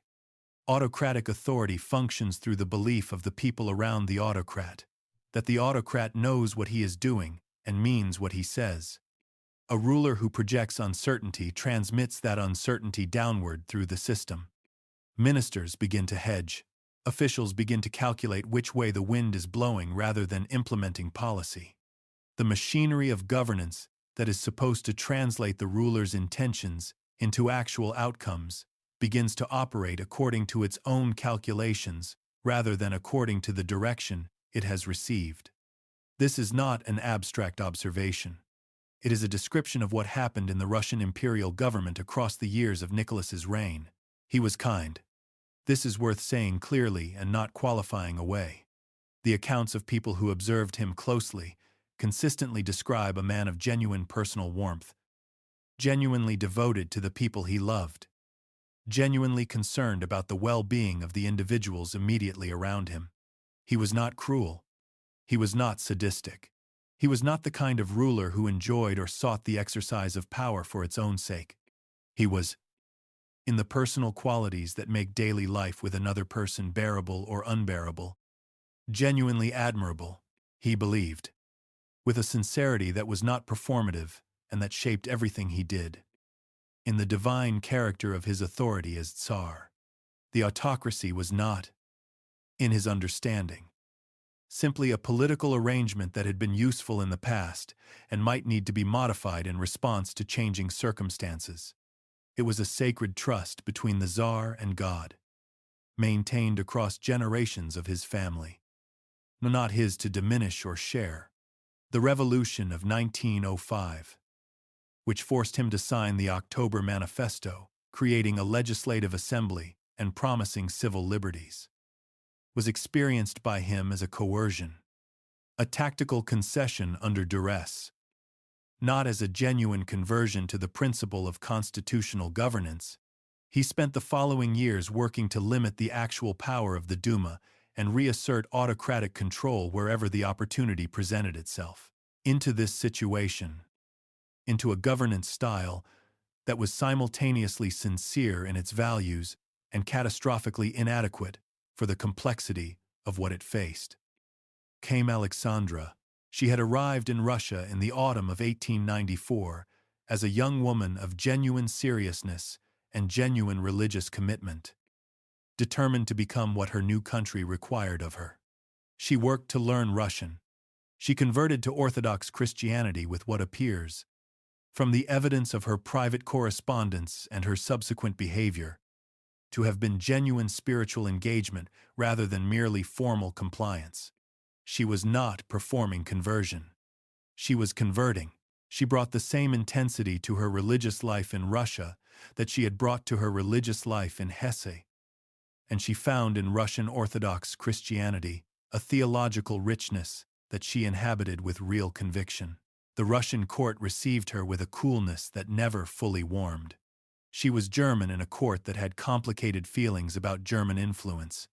She was reserved in an environment that valued the kind of easy public warmth that she found genuinely difficult to produce. Her Russian, though she worked at it, retained an accent that would not disappear, a daily auditory reminder to everyone around her that she had come from somewhere else.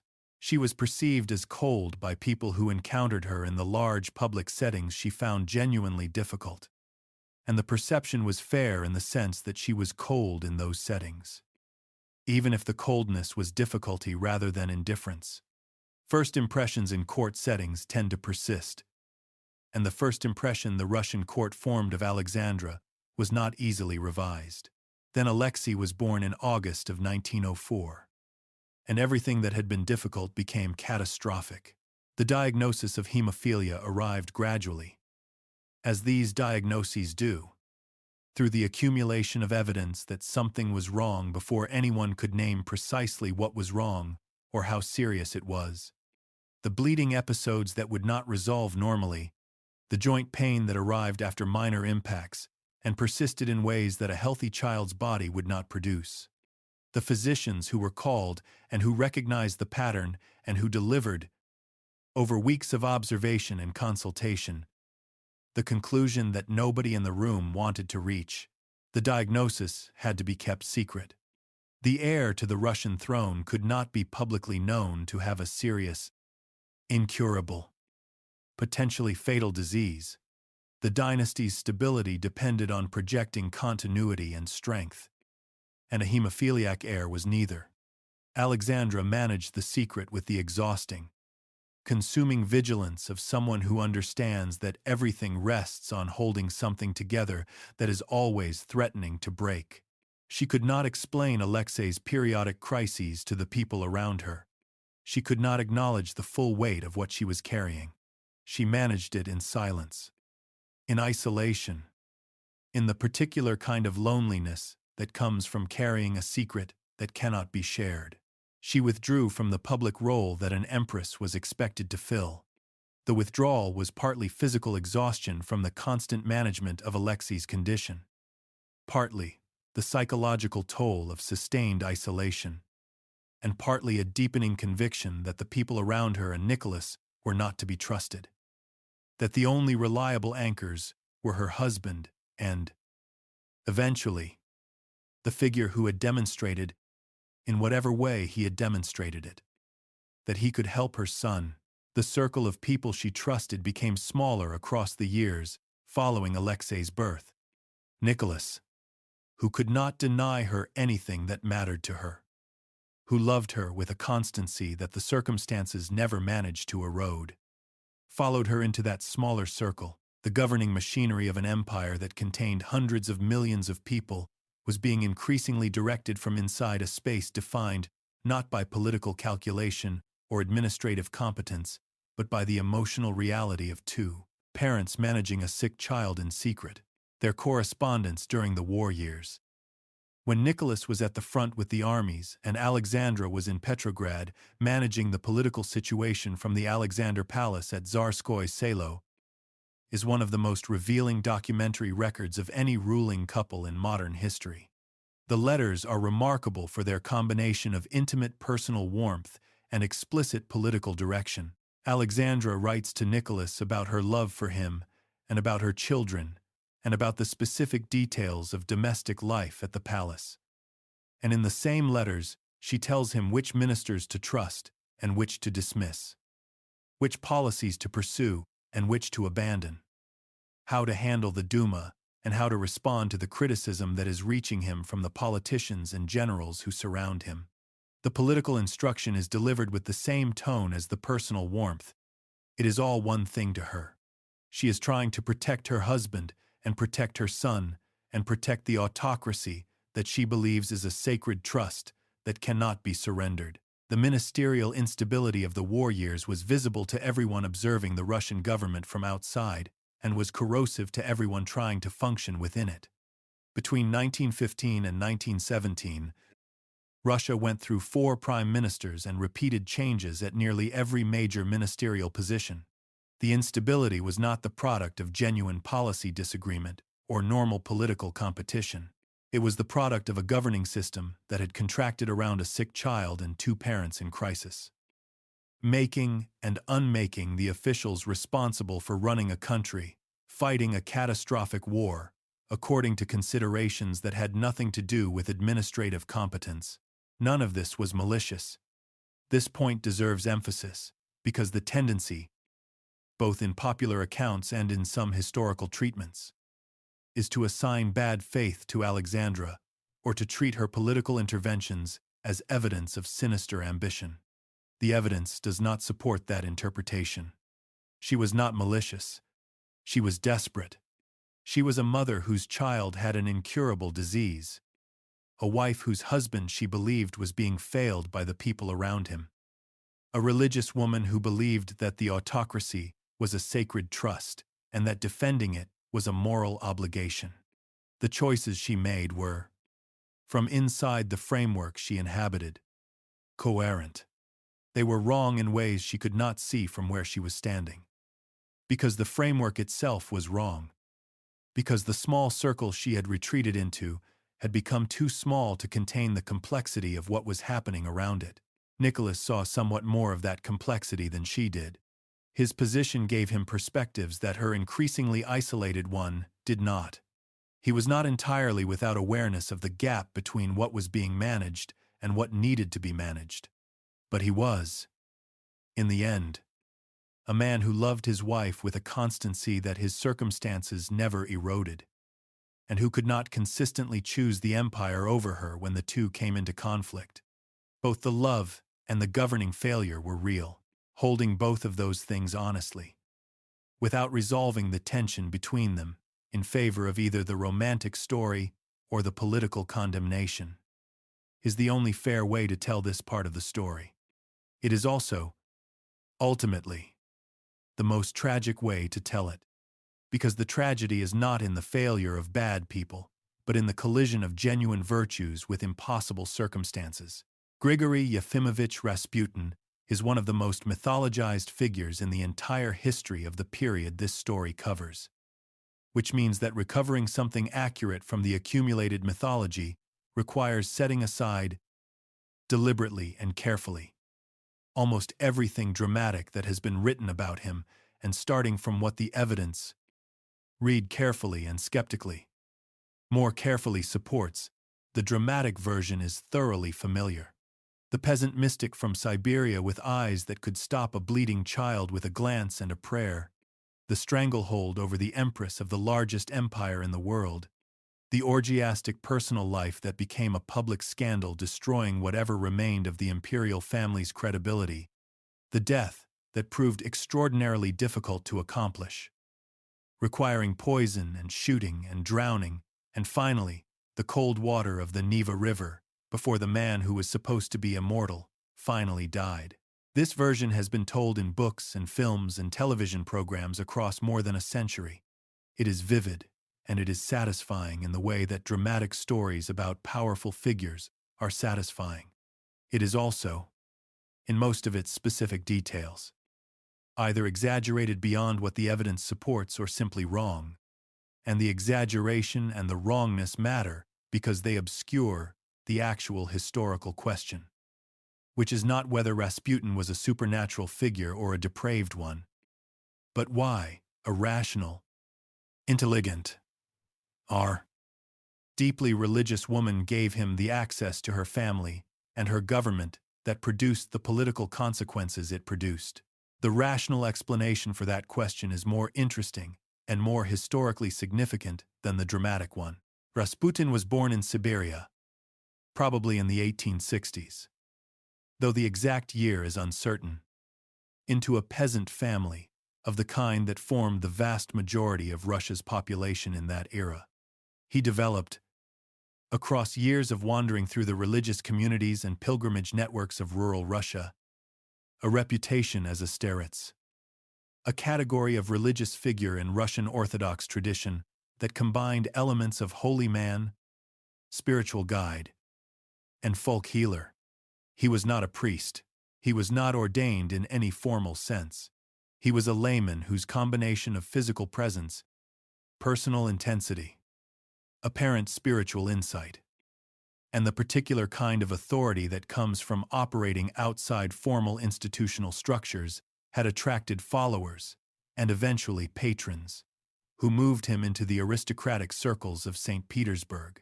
The accounts of people who encountered him, including people who were not initially sympathetic and who later became his enemies, consistently describe something genuine in his presence that operated at an intensity most people did not. He was physically striking. He had what multiple contemporaries described as an unusual directness of gaze that communicated attention in ways that were difficult to ignore or dismiss. He was capable of genuine empathy, of meeting people in their specific situations rather than imposing a generic framework on them. These qualities are not supernatural. They are the qualities that produce exceptional influence in charismatic individuals across many cultures and contexts. What was unusual about Rasputin was the specific combination of them and the specific context in which they operated. He connected with Alexandra through the aristocratic religious circles of St. Petersburg in the years following Alexei's diagnosis. The meetings between them in that initial period are not documented in detail that would allow a precise reconstruction of how his access to the family developed. what is documented, clearly and extensively, in Alexandra's own letters and in the accounts of people at court during the relevant years, is the effect those meetings had. Alexandra became convinced that Rasputin had a genuine ability to help her son in ways that the court physicians did not. She became convinced of this through observation, through watching what happened when Rasputin was present during Alexei's worst episodes and what happened when he was not. The historians and medical writers who have examined this question most carefully and systematically, including Orlando Figes in his comprehensive study, A People's Tragedy, published in 1996, and Robert Service in The Last of the Tsars, published in 2017, have proposed two overlapping explanations for why Rasputin may genuinely have appeared to help Alexei in ways that the formally trained physicians treating him did not. The first is psychological and physiological. Rasputin may have been able to reduce Alexei's anxiety and distress during bleeding episodes through some form of sustained, calming presence. Whether through a particular quality of voice, through whatever hypnotic or suggestive techniques he may have employed, or simply through the specific kind of attention that some people are capable of giving to a suffering child. The physiological connection between anxiety reduction and reduced bleeding in hemophilia is not speculative. Anxiety activates the sympathetic nervous system in ways that include elevated blood pressure and increased blood flow. Both of these physiological responses work against a hemophiliac body's already compromised ability to stop bleeding. A child who is calmer, whose anxiety is genuinely reduced rather than superficially managed, bleeds less in a demonstrable physiological sense. If Rasputin could reliably bring Alexei to a calmer state through whatever combination of presence and technique he employed, the effect on the bleeding would have been real. Even if the mechanism was entirely psychological rather than miraculous, the second explanation is more specific and, if accurate, more practically significant. One plausible account, discussed in the historical and medical literature on this question, is that Rasputin may have consistently discouraged the use of certain medical treatments that modern medicine now recognizes as directly harmful for hemophiliacs. The specific treatment most discussed in this context is aspirin. Aspirin, as is now well understood by any pharmacist or physician, inhibits platelet aggregation, which is the first step in the normal blood clotting process. For a patient with normal clotting factor function, aspirin's anticoagulant effect is mild and manageable, which is why aspirin is used therapeutically for cardiovascular conditions where reducing clotting is beneficial. For a hemophiliac, whose clotting process is already severely compromised by insufficient clotting factor, aspirin's additional inhibition of platelet aggregation can be seriously harmful, potentially turning a manageable bleeding episode into a life-threatening one. Whether Rasputin's opposition to certain medical treatments for Alexei, which several accounts in the historical record describe him as expressing, was based on anything resembling medical knowledge, or was simply a general peasant traditional skepticism of formal medicine, cannot be determined from the available evidence. What can be said is that if the physicians treating Alexei were administering aspirin as a general analgesic for pain management during his bleeding episodes, which the medicine of the period might have recommended, then Rasputin's discouragement of such treatments would have been, from the perspective of modern medicine, the correct call, whatever his reasons for making it. These two explanations together, the psychological calming effect and the possible discouragement of counterproductive treatments, provide a plausible account, grounded in known physiology and known medical history, for why Alexandra observed what she observed. The physicians may have been doing things that were actively making the situation worse. Rasputin may have been doing things, or preventing things, that produced observably better outcomes. Alexandra, watching her son from the perspective of a desperate mother rather than a medical theorist, drew the conclusion that the evidence available to her supported this man helped her son, Her son's survival was the most important thing in her world. Therefore, his continued access to her son was not negotiable under any circumstances. This is where the medical story, which is already remarkable as a story about human helplessness in the face of a disease that nobody understood, becomes also a political story. Alexandra's absolute trust in Rasputin, rooted in her direct observation of what appeared to be his ability to help her son, created a conduit of influence at the center of the Russian government that operated entirely outside the formal structures of political authority. People who wanted appointments, who wanted policies reversed, who wanted access to the imperial family, learned that proximity to Rasputin offered pathways that the official channels of government did not. Rasputin himself, regardless of what his original intentions were in seeking the access he had to the imperial family, found himself at the center of a web of petitioning and influence that gave him a form of power he had not possessed when he arrived in St. Petersburg. The association between Rasputin and the Empress became, over the years of the war, a scandal that fed on itself in ways that the palace could not contain and eventually could not even meaningfully respond to. His behavior outside the palace was conspicuous enough to generate attention. The combination of his visible presence at court, the Empress's equally visible reliance on him, and the wartime atmosphere of anxiety and suspicion produced stories that spread through Petrograd society with a velocity and a viciousness that official denials only partially slowed. Stories about the nature of his relationship with the Empress. Stories connecting the German-born Empress and her strange peasant advisor to enemy interests, to German intelligence, to a conspiracy to undermine the Russian war effort from within the palace. Stories that were not accurate, but that had the particular power of stories that seemed to explain an otherwise inexplicable situation. By 1916, the perception of a court in the grip of a mysterious and malign influence had become, regardless of its accuracy, a political reality that was actively destroying whatever remnant of legitimacy the regime still possessed.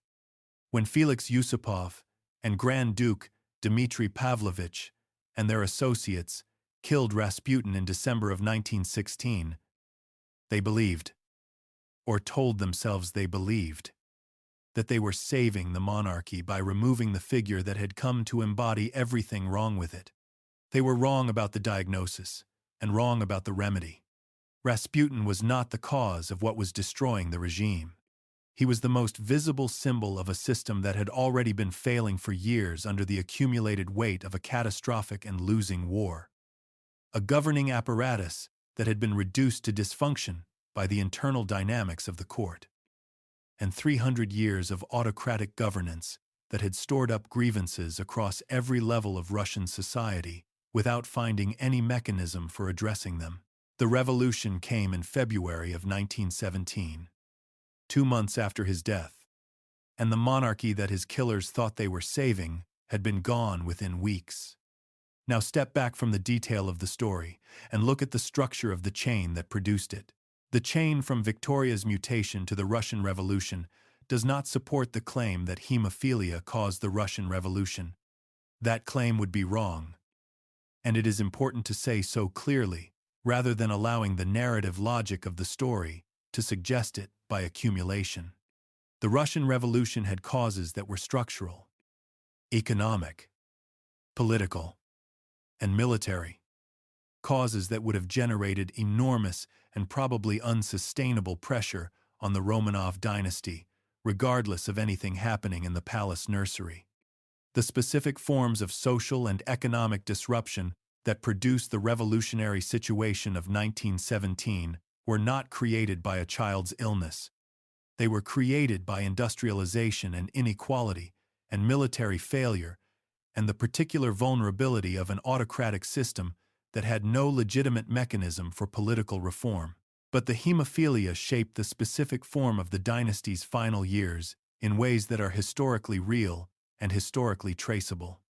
It shaped Alexandra's psychology in ways that made her increasingly rigid and increasingly isolated under pressure. Rather than flexible and engaged, It pulled Nicholas's attention and emotional energy toward the family and away from the governance of the empire, at precisely the moments when the governance of the empire needed the most sustained and coherent attention it could receive. It gave Rasputin the specific access and the specific kind of unquestioned authority that produced the ministerial chaos of 1915 and 1916. These are not trivial effects. They shaped the specific character of the regime's failure in its final years in ways that made the failure worse than it would otherwise have been. And that made the revolution, when it came, more sudden and more complete than it might otherwise have been. Victoria had tried to build a network that would hold things together through family. The invisible thread running through that network, the one she did not know she was weaving into it, helped in ways that nobody intended and nobody could have predicted from the outside of any of the choices that created the chain. To pull one of its most consequential parts apart, in the summer of 1917, the British royal family had a problem with its name. And the problem was not going to solve itself through waiting. The family's official dynastic name was Saxe-Coburg and Gotha. It was a German name. Britain had been at war with Germany for nearly 3 years. The casualty lists from the Western Front were devastating in ways that the British public, which had been promised a short war and had received instead an industrial slaughter with no clear end in sight, found increasingly difficult to absorb without finding someone or something to hold responsible. The anti-German sentiment that the war had generated was real, widespread, and looking for targets. People with German-sounding names across Britain were facing social pressure and, in some cases, harassment to change them. German businesses and German cultural institutions were rebranding or closing. The general climate of anti-German feeling had reached a pitch where any association with Germany carried a social and political cost that could not be managed through silence or deflection. The royal family was the most visible institution in Britain. Its name appeared on official documents, in official correspondence, in formal references that were printed in newspapers and read aloud at public occasions, and its official name was, in the most literal and unambiguous sense, German. The family descended from Albert of Saxe-Coburg and Gotha, and it bore that origin in its dynastic designation in a way that had been invisible in peacetime and had become a significant political liability in war. The pressure on the family to address this had been building for some time before George V made the decision he ultimately made.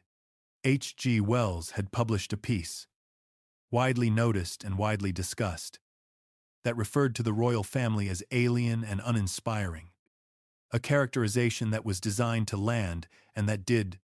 George V reportedly read it and responded with some irritation that he did not understand what was uninspiring about him. The irritation is instructive. It is the reaction of a man who has heard a criticism he cannot entirely dismiss and does not know quite how to answer. He consulted advisors. He thought carefully about what a name change would accomplish, what it would require, what it would signal about the family's understanding of its own position and its relationship to the nation it served. He looked at options, and in June of 1917, he issued a royal proclamation. The name of the royal house and family would henceforth be Windsor. The choice was not accidental and was not made quickly. Windsor Castle was one of the most immediately recognizable symbols in British royal history, a building that had been associated with the monarchy for more than 8 centuries. A massive physical presence in the English landscape that communicated something about permanence and rootedness and belonging that no invented name, no matter how carefully constructed, could have produced. By naming the family after the castle rather than after the German duchy that had produced Albert, George was making a specific argument about where the family belonged and where its identity was grounded. Not in a lineage tracing back through German principalities that most British subjects could not have named and would not have found meaningful. In a place, in English soil, in a physical presence in the British landscape that had been associated with monarchy for so long that the association seemed almost natural. The announcement was received well. The Republican sentiment that had been finding new oxygen in the German name and the family's German connections did not disappear immediately. But its most effective ammunition was removed from the argument. The family had performed, publicly and formally and with sufficient symbolism to be understood by everyone watching, a declaration of national belonging that the moment had been demanding.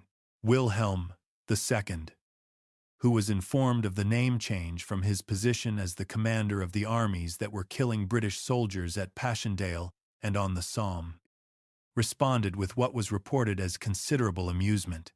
He announced that he was looking forward to attending a performance of The Merry Wives of Saxe-Coburg in Gotha, reworking the title of the Shakespeare comedy set at Windsor Castle to make the point that the underlying genealogy had not changed with the proclamation. It was a good line. Wilhelm was capable of good lines, and he was not wrong about the underlying genealogy. But he was wrong about what mattered. The dynasties that collapsed in 1917 and 1918 did not collapse because their genealogies were exposed or found to be inconvenient. They collapsed because the consent of the people they governed had been withdrawn. And no genealogy, however ancient and however legitimate by its own internal standards, was sufficient to restore consent that had been withdrawn by the combined experience of military failure, political incompetence, and the accumulated grievances of populations that had been governed without adequate representation for too long. The Romanovs had the most historically rooted dynastic claim of any ruling family in Europe, a claim supported by 300 years of family continuity and the theological weight of Russian Orthodox Christianity's understanding of the Tsar's sacred role. It did not save them. The Habsburgs had governed over a large portion of Europe for centuries, maintaining their position through a dynastic continuity that was one of the remarkable achievements of European political history. They were gone within a year of the war's end. Wilhelm's own Hohenzollerns had been the dynasty that unified Germany and had presided over the most dramatic period of German national development. They ceased to function as a governing force in November of 1918. When the armistice was signed, and the dynasty that had seemed so central to what modern Germany was, simply stopped, none of them had asked, in time, whether the story they were telling about themselves was still the story that the people they governed needed to hear. George V asked that question. The answer the question produced was that the story needed to change. The family needed to be legible as British, clearly and unambiguously British, in a way that its German dynastic name had made impossible during a war being fought against Germany. There is something beneath the immediate crisis management that is worth understanding, because it explains why the Windsor rebrand worked not just as a short-term response to wartime pressure, but as a long-term repositioning of what the British monarchy claimed to be and where it claimed to derive its authority. George V was not, by most assessments, by contemporaries or historians, a man of exceptional personal gifts. He was not as politically acute as Victoria had been, not as socially gifted as his father Edward VII, not as intellectually ambitious as some of his predecessors. He was decent and dutiful and clear about what his constitutional role required, and he enacted that role with a consistency and a seriousness that was, in its own understated way, exactly what the moment required. He understood, whether through instinct or through explicit reasoning, that the monarch's job in the constitutional arrangement Britain had developed was not to exercise personal political authority in the way that Victoria had exercised it, or that Wilhelm was still exercising it in Germany. It was to embody national identity in a way that formal political institutions could not, to be the focal point of collective feeling, the continuity of the state, the thing that remained constant when governments changed and crises came and went. That understanding, enacted consistently across his reign, was what made the Windsor rebrand possible and what made it effective beyond the immediate crisis. A ruler who believed primarily in the authority of his dynastic lineage would have found the name change humiliating, an admission that the lineage was a liability, George found it sensible. The family belonged to Britain, not Britain to the family. The name should reflect that, by naming the family after a castle rather than a bloodline. George was performing, perhaps without fully articulating it to himself, a kind of renunciation of one kind of claim in favor of another kind. He was saying that the family's position rested not on who its ancestors were, but on what it represented to the people it served. That was a different claim than the dynasties that were collapsing around him had made.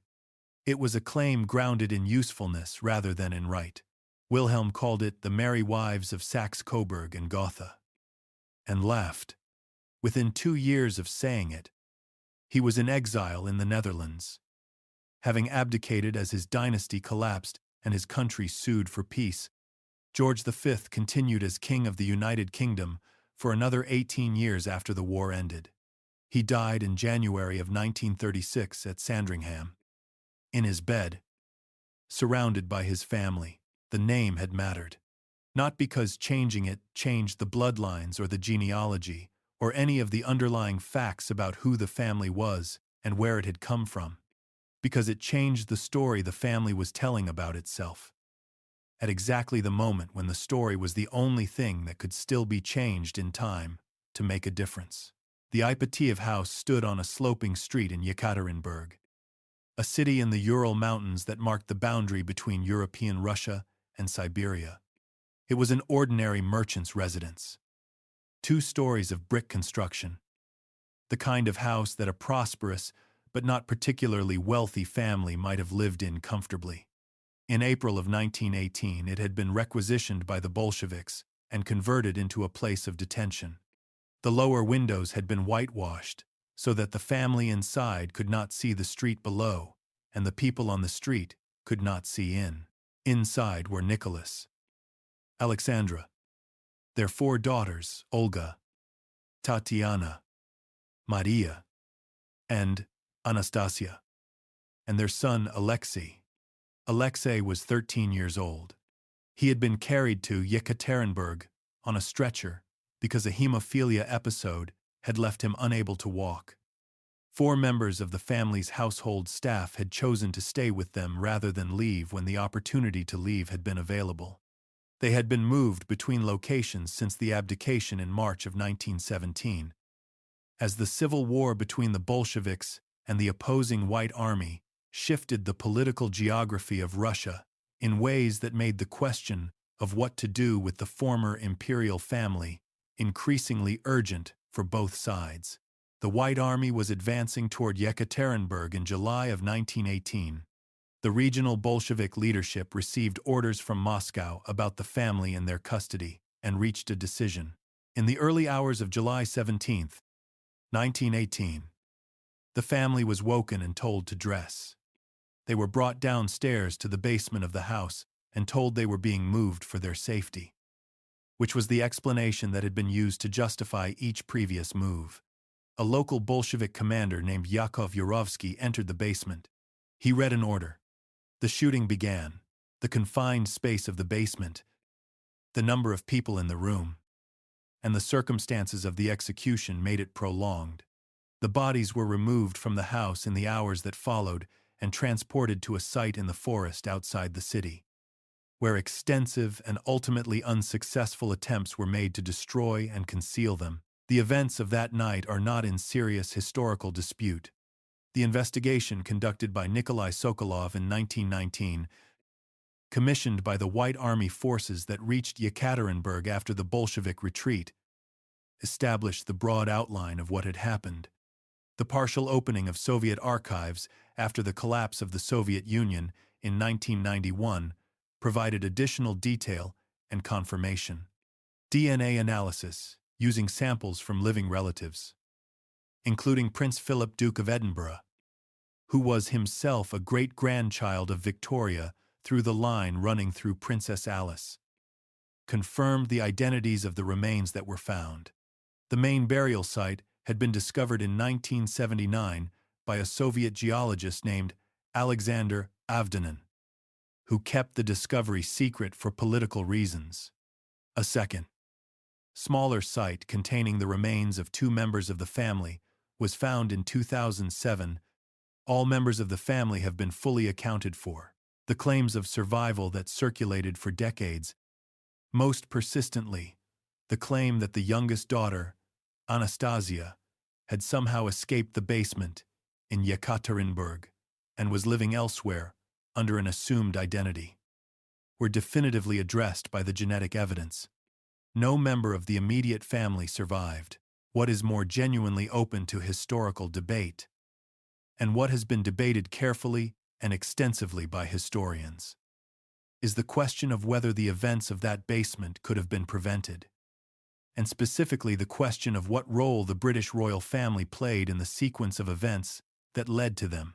The documented sequence of events is this. In March of 1917, in the days immediately following Nicholas's abdication and the establishment of the provisional government, the British government under Prime Minister David Lloyd George extended a formal offer of asylum to the Romanov family. The offer was communicated through proper diplomatic channels and was genuine.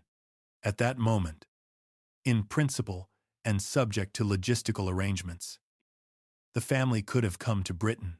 What followed is a matter of historical record that has been examined in detail by several historians, most notably in accounts that have drawn on the private correspondence of the British royal household.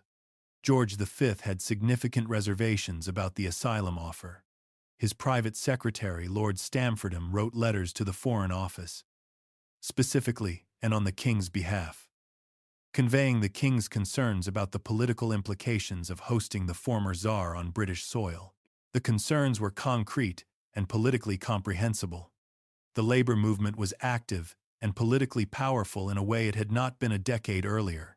Republican sentiment existed at meaningful levels in British politics and could be activated by a high-profile provocation. The former Tsar was a man who had ruled as an autocrat and whose government had suppressed political opposition in ways that the British political left found deeply objectionable. Hosting him at British public expense in a moment of wartime sacrifice and political tension was, in George's assessment, a potential liability for the institution he was trying to protect. The British government, which had its own reasons for caution that were not entirely separable from George's concerns, allowed the asylum offer to lapse without pressing it to a conclusion. The provisional government in Russia, which had initially been willing to allow the family to leave, developed its own political reasons for keeping them in Russia as the political situation evolved. The window for asylum closed.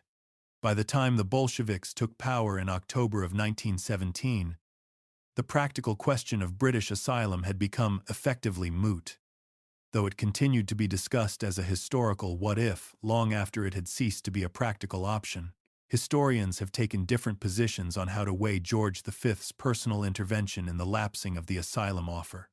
The position that assigns him significant responsibility argues that his reservations, communicated directly and specifically through his private secretary to the Foreign Office, were a material factor in the government's decision not to press the offer. The position that distributes the responsibility more broadly argues that the government had its own political calculations, that the provisional government's evolving position mattered independently, and that the logistical complexities of actually moving the family, even if the political will had been present, were substantial enough to make the outcome uncertain in any case. Both positions have evidentiary support in the documentary record. The honest conclusion, which requires holding both positions rather than resolving the tension in favor of either, is that George V had more room to push for the safety of his cousin's family than he used, and that whether pushing harder would have produced a different outcome cannot be determined with certainty, given the complexity of what was happening in Russia during the relevant months. What his choices reflected, in the most honest reading of the available evidence, is the priority of the institution over the family. The calculation that protecting the crown from a potentially significant political liability was a more pressing obligation than the family connection to a cousin in danger.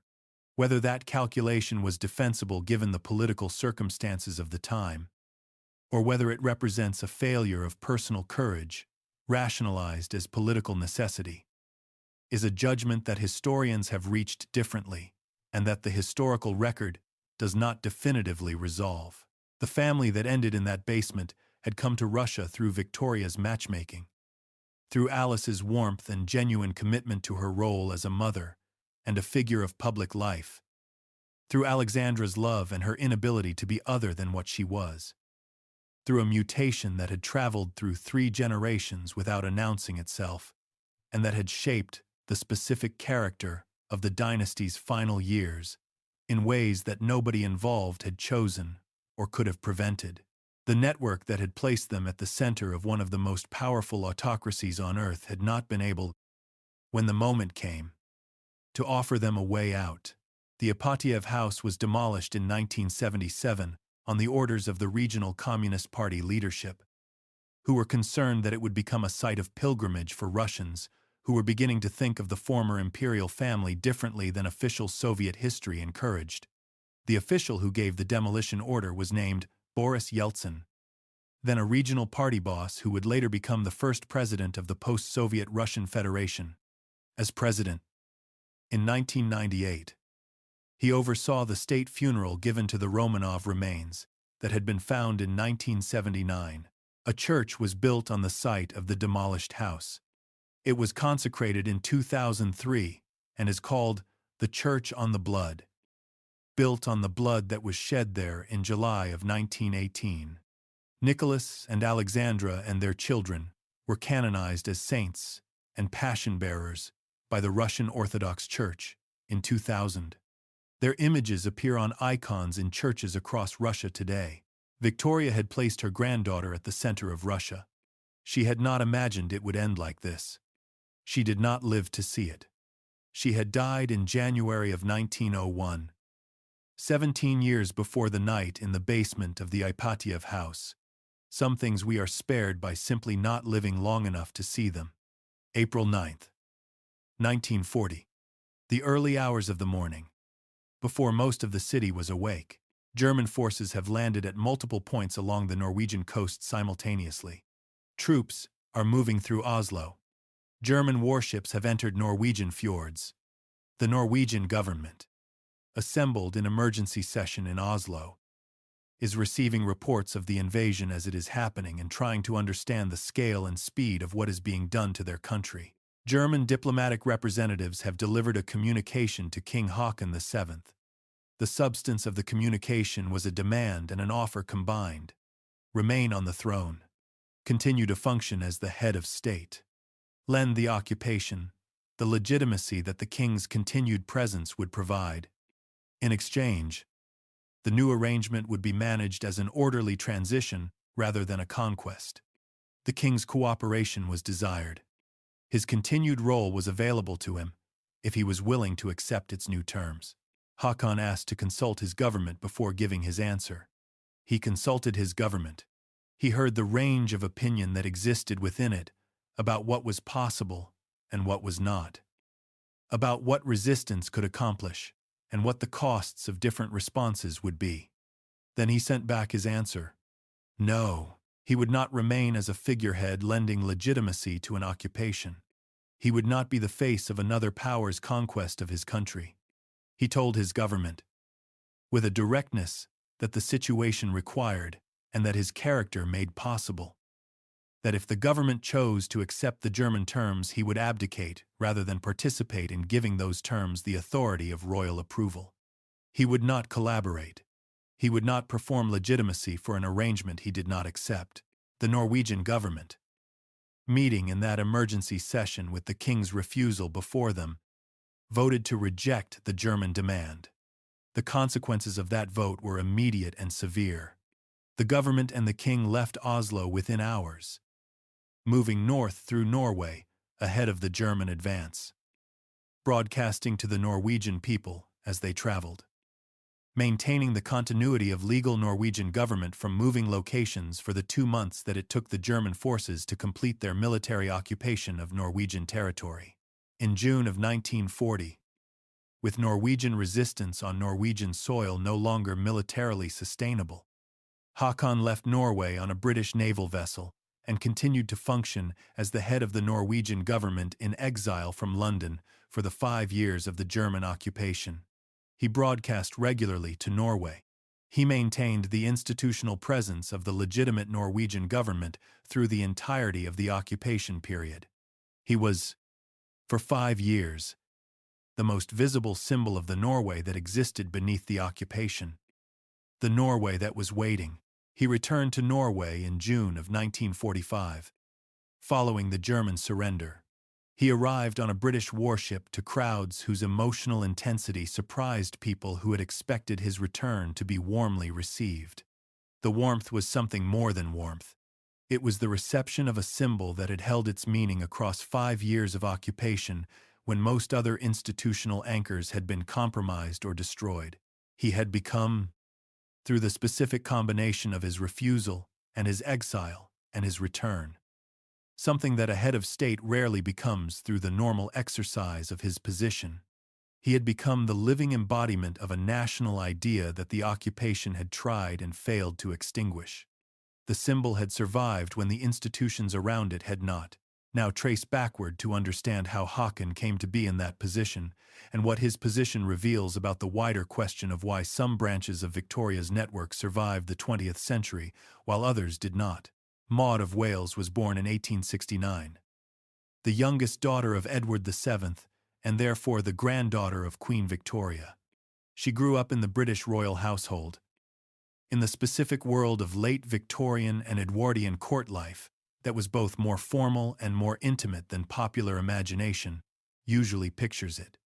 In 1896, she married Prince Karl of Denmark, a union that placed her at the intersection of two of the royal family networks that Victoria had spent her life building. In 1905, Norway dissolved its union with Sweden and established itself as an independent constitutional monarchy.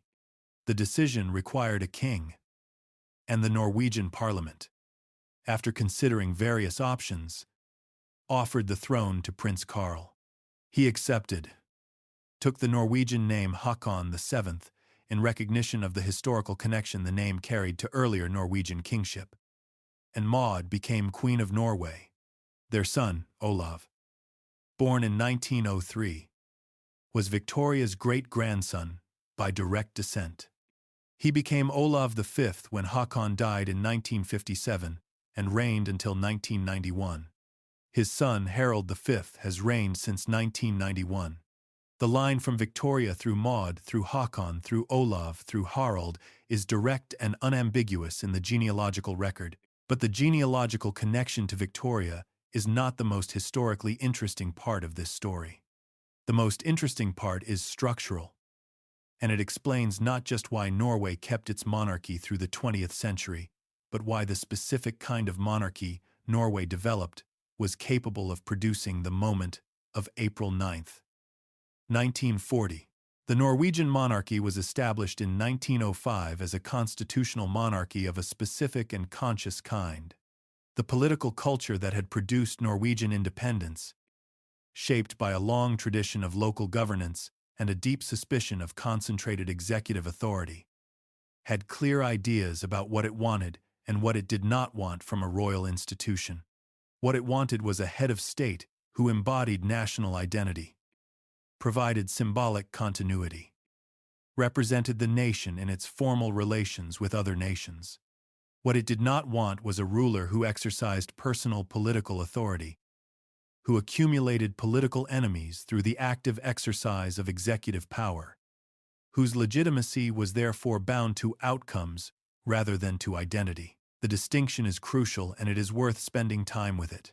A monarch whose legitimacy is bound to outcomes, whose position depends on his country winning its wars and managing its economy and maintaining its prestige, is vulnerable in exactly the ways that the German and Russian monarchies proved to be vulnerable in 1918. When the war ended badly, when the outcomes were catastrophic, the connection between the monarchy's claim to authority and the nation's experience of failure was too tight to survive. Wilhelm had exercised personal political authority with conviction and visibility for 26 years. His legitimacy was inseparable from German national success. German national failure was his failure. A monarch whose legitimacy is bound to identity rather than to outcomes. Who is the symbol of what the nation is rather than the engine of what the nation does. Occupies a different structural position. He is not responsible for the outcomes because he does not make the decisions that produce the outcomes. The decisions are made by governments that are accountable to parliaments, that are accountable to voters. The monarch is above that process in the sense of being outside it, not directing it. When outcomes are bad, the governments fall and new governments replace them. But the symbolic continuity of the institution remains. This is not simply a limitation of royal power. It is a form of protection that the more powerful monarchies of the same era did not have. And it becomes visible in its most dramatic form, precisely in the moments of greatest crisis. When the question of what the national symbol does under pressure becomes the question of what the nation is. Haakon had not spent 35 years exercising personal political authority. He had not accumulated political enemies through his own decisions. He had not tied his legitimacy to outcomes over which he had no control. He had been the symbol. He had been the continuity. He had been the representative rather than the ruler. When April 9, 1940 came, the symbol had only one thing it needed to do. It needed to refuse to become the face of something that was not Norway. It needed to say, clearly and without equivocation, that the occupation was not being accepted, that Norway, as a sovereign nation with its own identity and its own government, was refusing to be absorbed without consent. The act of refusal was structurally possible only because of the institutional modesty that had characterized the Norwegian monarchy since its founding. A king who had spent his reign claiming personal political authority could not suddenly shed that claim and become a pure symbol, precisely when the pure symbol was what was needed. The claim and the position are not separable when the moment comes. Haakon had always been the symbol more than the ruler. When the moment demanded exactly the symbol was there. The pattern repeats across the other constitutional monarchies that survived the 20th century. Sweden, Denmark, Belgium, the Netherlands, Britain itself. Each of them found, through processes that were sometimes conscious and sometimes simply adaptive, a way of being a monarchy in a democratic age that preserved the institution by transforming it, that accepted the loss of personal executive power as the price of continued legitimacy, that made the monarchy useful in democratic terms rather than insisting on its authority in aristocratic ones. Victoria had built her network on the assumption that personal royal authority was the relevant currency of European power. The century that followed her death demonstrated that the currency was changing, that the monarchies that recognized the change and adapted to it would survive, and the ones that clung to the old currency would not. Maud of Wales never became entirely Norwegian. She found the winters difficult. She maintained her connection to Britain throughout her life and spent significant periods there. She died in London in 1938. 7 years before her husband returned to the Norway she had lived in and belonged to, without ever fully becoming. But the institution she and Haakon founded, modest in its claims about its own authority, honest about what it was for in a democratic society, turned out to be one of the most durable things that came out of Victoria's network. Not because it was the most powerful branch, it was, by any conventional measure of royal power, one of the least powerful, because it knew what power it actually had, and used only that. The bombing happened on the wedding day itself, which established, from the first hours of the marriage, the specific texture of what the years ahead were going to be. May 31st, 1906. The streets of Madrid were decorated for a royal wedding.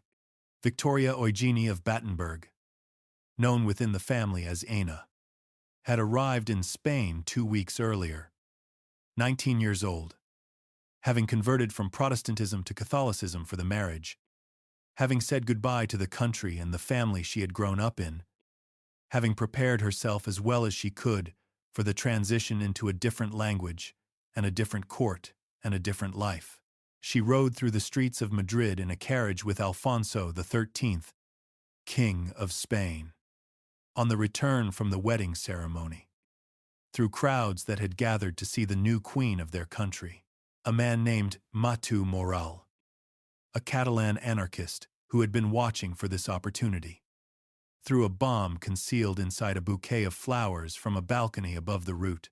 The explosion killed several members of the escort and bystanders in the crowd. Blood spattered the white dress of the new queen. The carriage drove on. Alfonso and Ina were physically unhurt. She had brought something with her from Windsor that nobody in the carriage knew about, and that the blood on her wedding dress could not have told anyone about, even if the symbolism of that image seemed, in retrospect, to point toward it. Beatrice, Victoria's youngest daughter, was a carrier of the Hemophilia B mutation. Ina had inherited that status from her mother. She arrived in Spain healthy, with no symptoms, carrying the invisible inheritance in the same way that Alice and Alexandra had carried it before her, in a body that showed no sign of what was traveling within it. Their first son, Alfonso, Prince of Asturias. He was born in 1907. He was a hemophiliac. The diagnosis arrived in the familiar way, through the accumulation of evidence that the physicians gathered over weeks of observation and consultation, evidence that pointed in the direction none of them wanted it to point. A second son, Jaime, born in 1908, lost his hearing as a result of a medical procedure in early infancy, and his deafness would become one of the factors cited in subsequent discussions about his position in relation to the succession.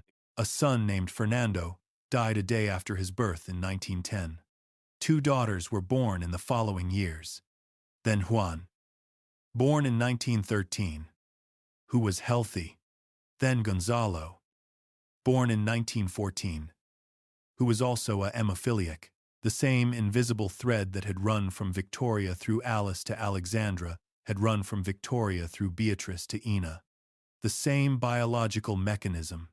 A different court, a different language, a different political crisis assembling in the background. The same disease arriving in the nursery to reshape everything around it. The weight of this inheritance fell on the marriage in ways that the already difficult circumstances of being a foreign queen in a politically unstable country compounded rather than alleviated. The accounts of the marriage in the years that followed are not entirely consistent across the sources that have addressed it, and the full complexity of what a long marriage under those conditions actually felt like cannot be recovered from the outside. What the evidence suggests is that the strain between Alfonso and Ina was real and sustained, and that Ina bore a particular portion of it as the one who had brought the mutation into the dynasty. She had not known she carried it. She could not have known. There was no mechanism by which she could have been warned. None of this prevented the weight from landing on her in the ways that weight lands in marriages, in the small accusations that accumulate over years into something that cannot be undone. She continued with what the situation required of her. She carried out the public duties of her position. She learned Spanish and became fluent in it. She performed the ceremonial role of a queen consort, with the kind of composure that does not come easily, and that is visible to observers, precisely because of the effort it contains. She was a queen in a country that had not chosen her, married to a king who had chosen her but who could not entirely separate her from the thing she had unwittingly brought with her. The political situation in Spain was deteriorating along lines that had nothing to do with the palace and everything to do with the specific vulnerabilities of a constitutional monarchy in a country with deep regional divisions. A politically active military, growing labor movement pressure, and a governing class that had not found a sustainable way to manage any of these pressures through the institutional mechanisms available to it. Alfonso governed in ways that pulled him into direct political involvement, which associated the crown with specific political outcomes and made those outcomes when they were bad. The crown's failures as much as the government's. In 1923, he endorsed the military dictatorship of Miguel Primo de Rivera, which stabilized the immediate situation at the cost of the longer-term legitimacy of the institution. When Primo de Rivera's regime collapsed in 1930, and when municipal elections the following year showed the strength of Republican sentiment in Spain's cities, Alfonso left the country without formally abdicating. The Second Spanish Republic was proclaimed in April of 1931. Ana left with Alfonso and eventually settled in Lausanne, Switzerland, where she would spend most of the following decades. The years in Switzerland were defined by absence, which is a difficult thing to describe but a real thing to inhabit. The absence of the country, the absence of the position, the absence of the sons, who did not survive to old age, whose deaths she outlived in the particular way that parents outlive children, carrying the fact of the deaths as a permanent weight. Alfonso, the eldest hemophiliac son, died in 1938 in Miami, following injuries from a car accident. He was 31 years old. The injuries that a healthy person would have survived were not injuries that his body could manage. Gonzalo had died 4 years earlier, in 1934, in Austria, following a car accident at the age of 19. The last royal hemophiliacs in Victoria's line ended in those 2 accidents, in hospitals far from any palace, in the bodies of 2 young men whose connection to the woman in Windsor Castle ran back through 4 generations of history that none of them had any way to see. The healthy son Juan became the father of Juan Carlos I, who would restore the Spanish monarchy following Francisco Franco's death in 1975. Juan Carlos reigned until his abdication in 2014. His son Felipe VI is the current king of Spain. Then in 1968, nearly 40 years after the republic that had ended her position, Ana returned to Spain for the baptism of a child who would become King Felipe VI. Her great-grandson. The photographs from that occasion show an 81-year-old woman in formal dress, holding an infant in a church, in a country that had driven her into exile, attending a ceremony that connected her to the future of the dynasty she had entered on the day the bomb went off. Whatever she was thinking as she held that child, the photographs contain, but do not reveal. The image contains the distance between the blood-spattered white dress of 1906 and the baptismal white of 1968. Contains the sons who did not survive and the grandson who would become king. Contains 40 years of absence and this single afternoon of presence. Without explaining any of it, Ana lived until 1969. She was 82 when she died. The mutation she had carried without knowing it was gone from the royal lines. The chapter had ended the way chapters end, when the people carrying a story reach the ends of their lives, and the consequences of what they carried have worked themselves out into the world. What she thought about any of it. At the end, in a life that had contained the wedding day, bombing, and the hemophiliac sons, and the exile, and the return, and the great-grandson who would be king, remains hers. There is a detail in the story of the House of Windsor that becomes visible only when you hold 2 separate threads of Victorian history simultaneously. Follow both threads forward, through very different experiences across nearly a century. And then watch them converge in Westminster Abbey on a November morning in 1947. Most accounts of the British royal family's modern history follow the first thread only. George V, George VI, Elizabeth, the direct British royal line from Victoria forward, modified by the Windsor rebrand of 1917, maintained across the 20th century through the specific combination of constitutional modesty and symbolic visibility that George V had understood and that his successors continued. The second thread is less often followed, partly because it is less obvious, and partly because its route back to the British throne was genuinely improbable in ways that only make sense in retrospect.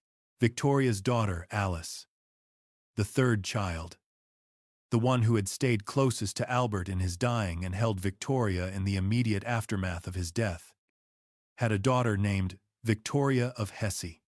Victoria of Hesse had a daughter named Alice of Battenberg, born in 1885, who was therefore Victoria's great-granddaughter, one generation further removed than the Alexandra who had gone to Russia.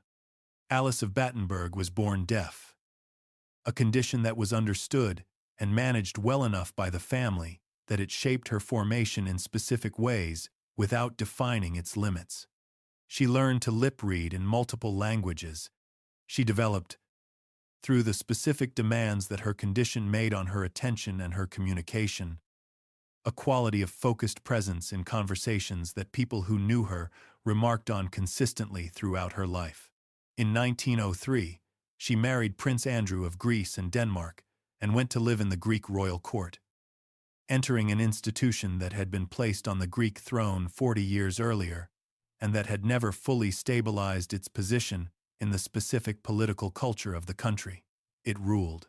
The history of the Greek royal family in the early decades of the 20th century is a history of repeated crises, each one generated by the collision of a royal institution, with limited historical roots and deep institutional pretensions, with a Greek political culture that had its own strong traditions and its own ideas about where legitimate authority resided. There were coups and counter-coups, depositions and restorations, elections and military interventions, in a sequence that continued across the decades of Alice and Andrew's life in Greece and that eventually produced, in the aftermath of the Greco-Turkish War of 1919 to 1922, a crisis that affected the family directly and immediately. Andrew was court-martialed following the Greek military defeat in that war. He was charged with military decisions made during the campaign. He was found guilty. He was sentenced to death. He was, in the event, spared through the intervention of several factors. Among them, British diplomatic pressure and the practical political calculations of the Greek government of the moment, which found reasons to commute the sentence to banishment from Greece in perpetuity. The family was evacuated from Greece in late 1922 on a British naval vessel. Alice was carrying their fifth child and only son. The child was born in June of 1921. Before the evacuation, at the Villa Mon Repos on the Greek island of Corfu, and was named Philip. What followed for Philip across the next 25 years was a particular kind of formation that no deliberate educational program could have designed, and that left permanent marks on who he became. His parents' marriage came apart under the pressures of exile and the specific psychological tolls of displacement and crisis. His mother, Alice, suffered a severe psychological breakdown in the late 1920s and spent several years receiving treatment in Switzerland. Separated from her children during that period in ways that were difficult for everyone involved. His father, Andrew, retreated eventually to the south of France, and a life of increasing detachment from the practical responsibilities of parenthood. A man defined increasingly by loss rather than by engagement. Philip was sent to schools in Britain, largely in the care of his maternal uncle Louis Mountbatten, who had anglicized his family name from Battenberg during the same wartime renaming exercise that had produced Windsor. He was, in a precise and practical sense, a royal without a kingdom. He was connected to the Greek and Danish royal families through his father's positions, but had nothing to inherit from either connection. He was connected to the British royal network through his mother's family, but without the formal British identity that would have made that connection into a position. He was educated alongside the children of the British upper classes and moved within their social world without quite belonging to it on the terms that others in that world took for granted. He made himself useful in the only way that this specific combination of circumstances made available to him, which was through his own abilities, rather than through a position he could point to or an inheritance he could rely on. He served in the British Royal Navy during the Second World War and distinguished himself in several engagements, including the Battle of Cape Matapan in 1941. where his role in directing searchlights during a night engagement was recognized in the official dispatches. His naval service gave him something his childhood had not provided, and that his unusual personal situation had made difficult to find elsewhere. A role with clear criteria for performance. A community with clear standards of judgment. A context in which what he could do was measurable and measured. The connection with Princess Elizabeth had begun in childhood through the family network, developed into something more during the war years, and produced, by the mid-1940s, a mutual commitment that both of them intended to pursue, despite the complications that the pursuit created. The complications were real and several. Philip's foreign connections were genuinely awkward in the specific post-war atmosphere. His sisters had all married German princes, several of whom had had associations with the Nazi regime that the post-war moment made difficult to manage smoothly. He was a prince without a country, without a fortune, and without a clear institutional basis for the position he was proposing to occupy. George VI was not initially enthusiastic, which was a significant understatement of a position that involved real reservations expressed over an extended period. Philip navigated the complications with the practical intelligence that his formation had developed. He renounced his Greek and Danish royal titles. He converted formally from Greek Orthodox to Anglican Christianity. He took British citizenship. He adopted the surname Mountbatten, which connected him to the anglicized version of his mother's family name, which was itself the anglicized version of Battenberg, which was itself the German name that had been anglicized during the same wartime exercise that had produced Windsor. He went through, in other words, his own version of the renaming and remaking that had been running through the British royal family since 1917. He married Princess Elizabeth in Westminster Abbey on November the 20th, 1947. He was 26. She was 21. Now hold both threads together and see what the convergence actually produced. Elizabeth was the great-great-granddaughter of Queen Victoria through the direct British royal line, descended through Edward VII and George V and George VI. Philip was the great-great-grandson of Queen Victoria through a completely different line, descended through Alice of Hesse and Victoria of Hesse and Alice of Battenberg. They were second cousins, once removed through Victoria's bloodline alone, and related through additional branches of the extended European royal network that Victoria had spent 40 years building. When they married in Westminster Abbey in November of 1947, two branches of Victoria's legacy that had traveled through entirely different experiences across nearly 90 years came back together in a single institution. The branch that had stayed in Britain renamed itself Windsor, contracted its claims in ways that made constitutional modesty its primary institutional character, and survived by becoming a symbol rather than a ruler, came back together with the branch that had gone through Hesse and Greece and exile and the Second World War, and arrived at the door of Westminster Abbey through ability rather than through inheritance. Charles III, their son, carries Victoria's blood through both of his parents. The royal family that currently occupies the British throne is not simply the continuation of the direct British royal line. It is the product of Victoria's network, reassembled across a century of catastrophe and dispersal.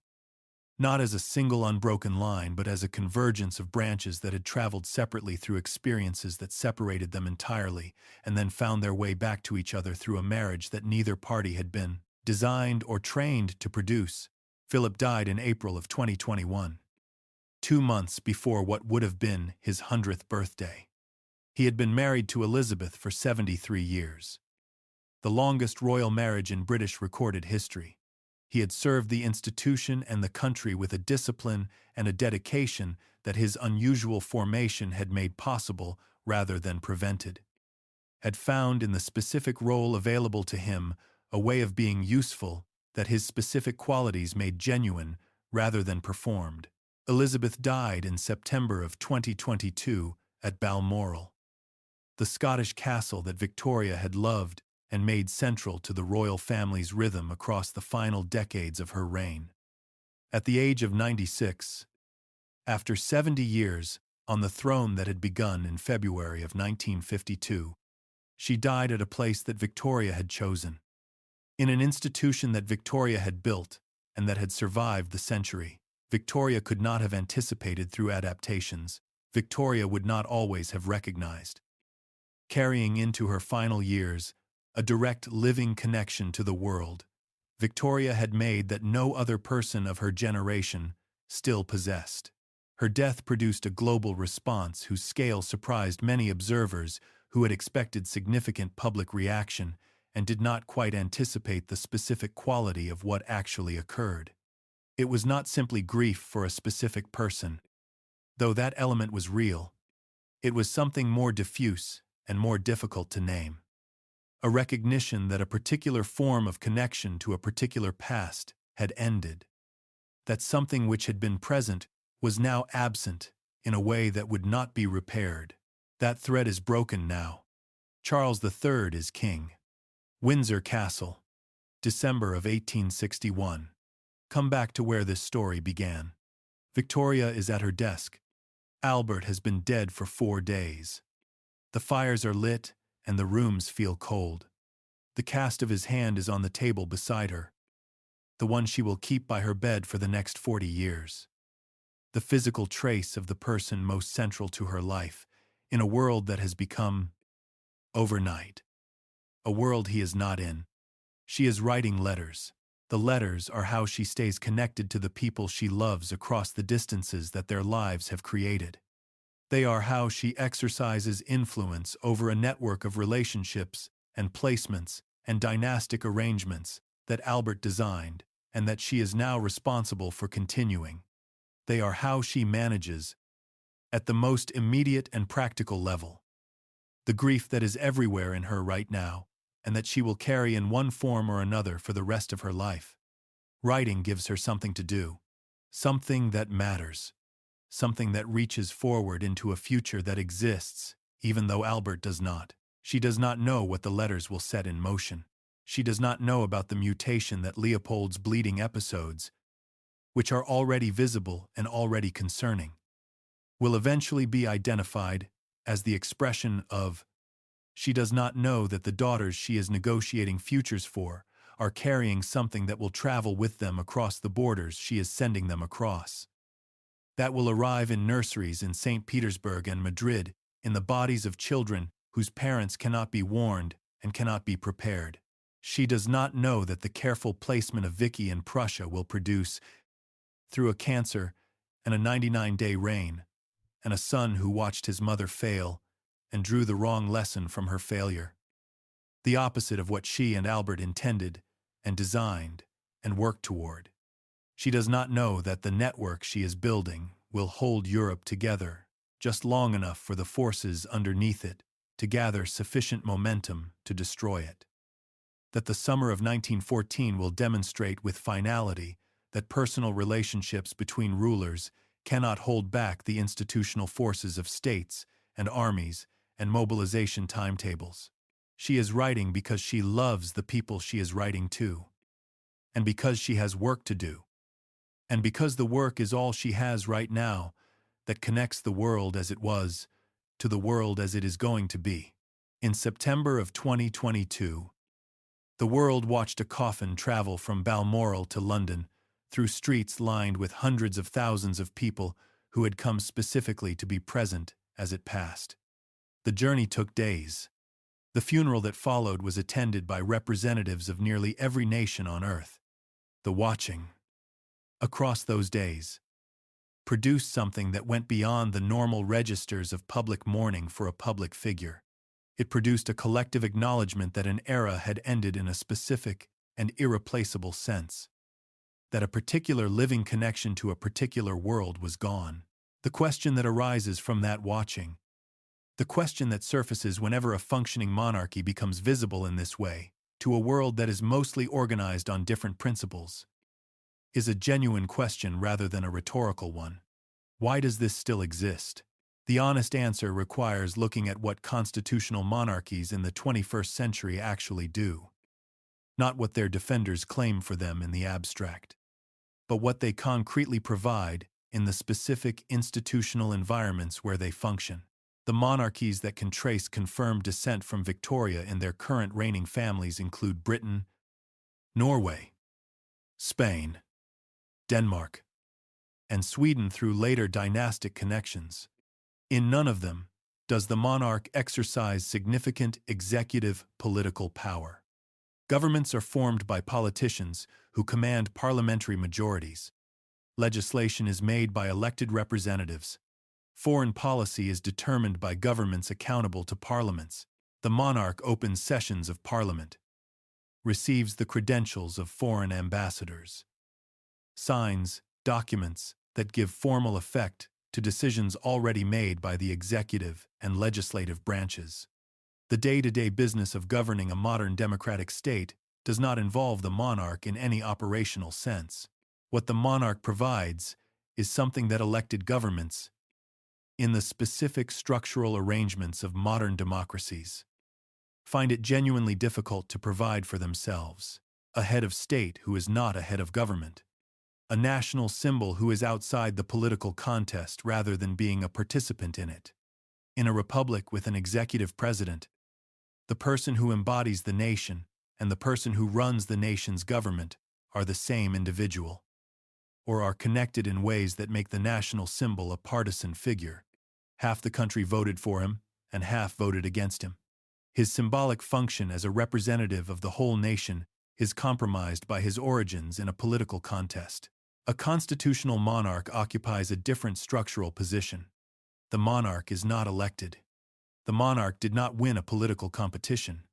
The monarch belongs, symbolically, to the whole country rather than to the coalition that last won an election.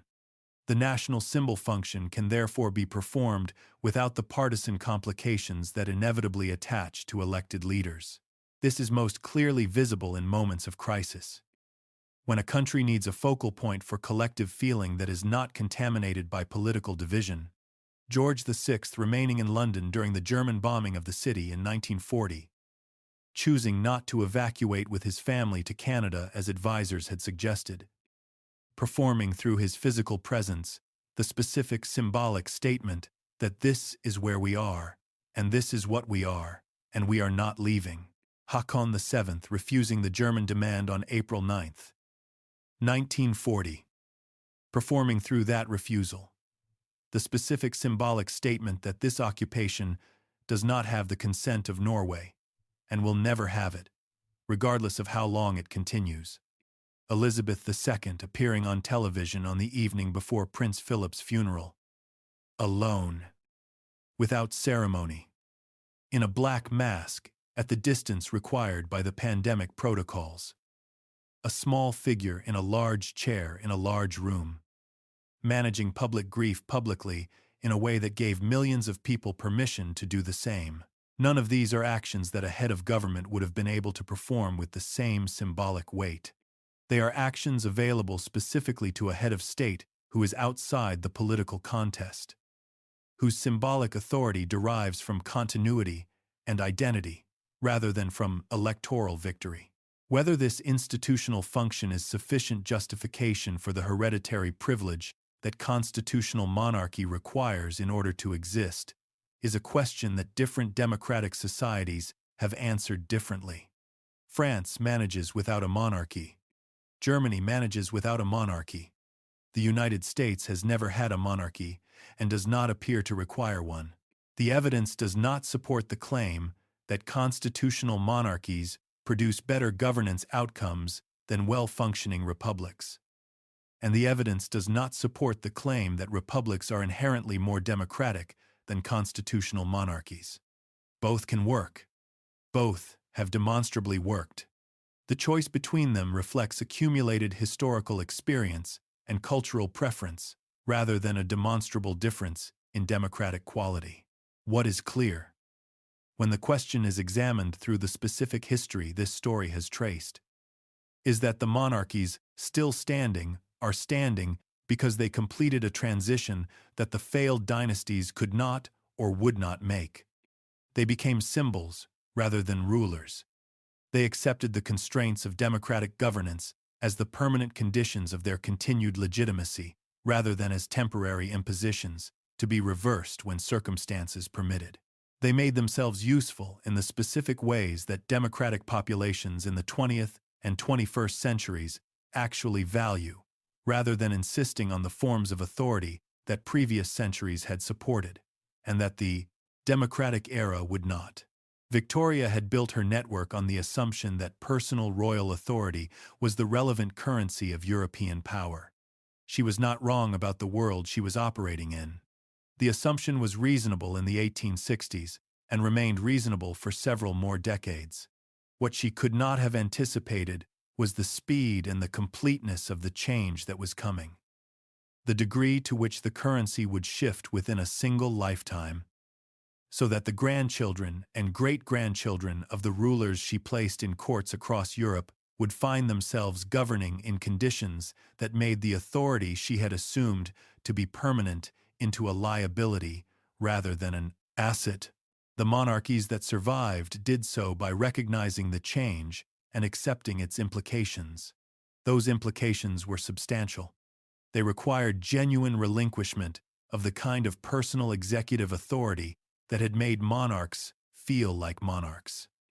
Genuine acceptance of the role of symbol rather than ruler.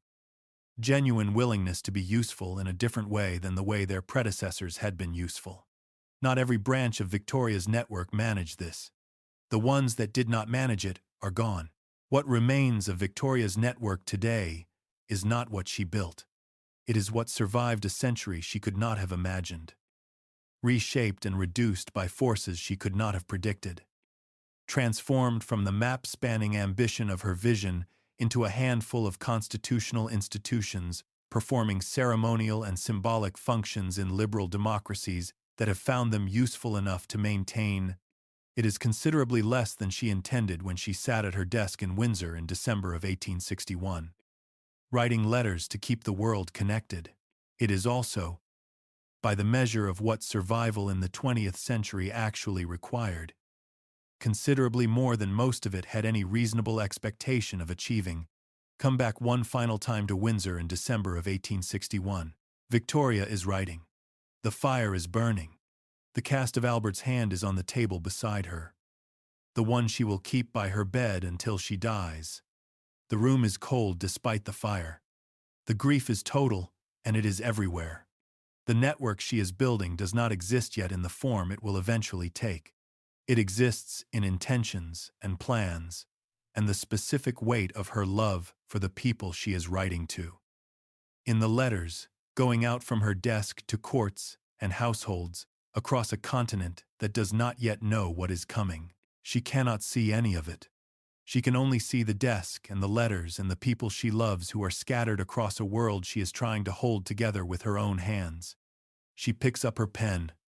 She keeps writing, and the world she is trying to hold together keeps moving, in directions she cannot control and could not have imagined, carrying her letters and her blood and her invisible mistakes and her genuine love forward into a century that will test all of it in ways she would not have believed possible, and that will produce, from the wreckage of most of what she built, the small and durable things that survive by knowing what they are for.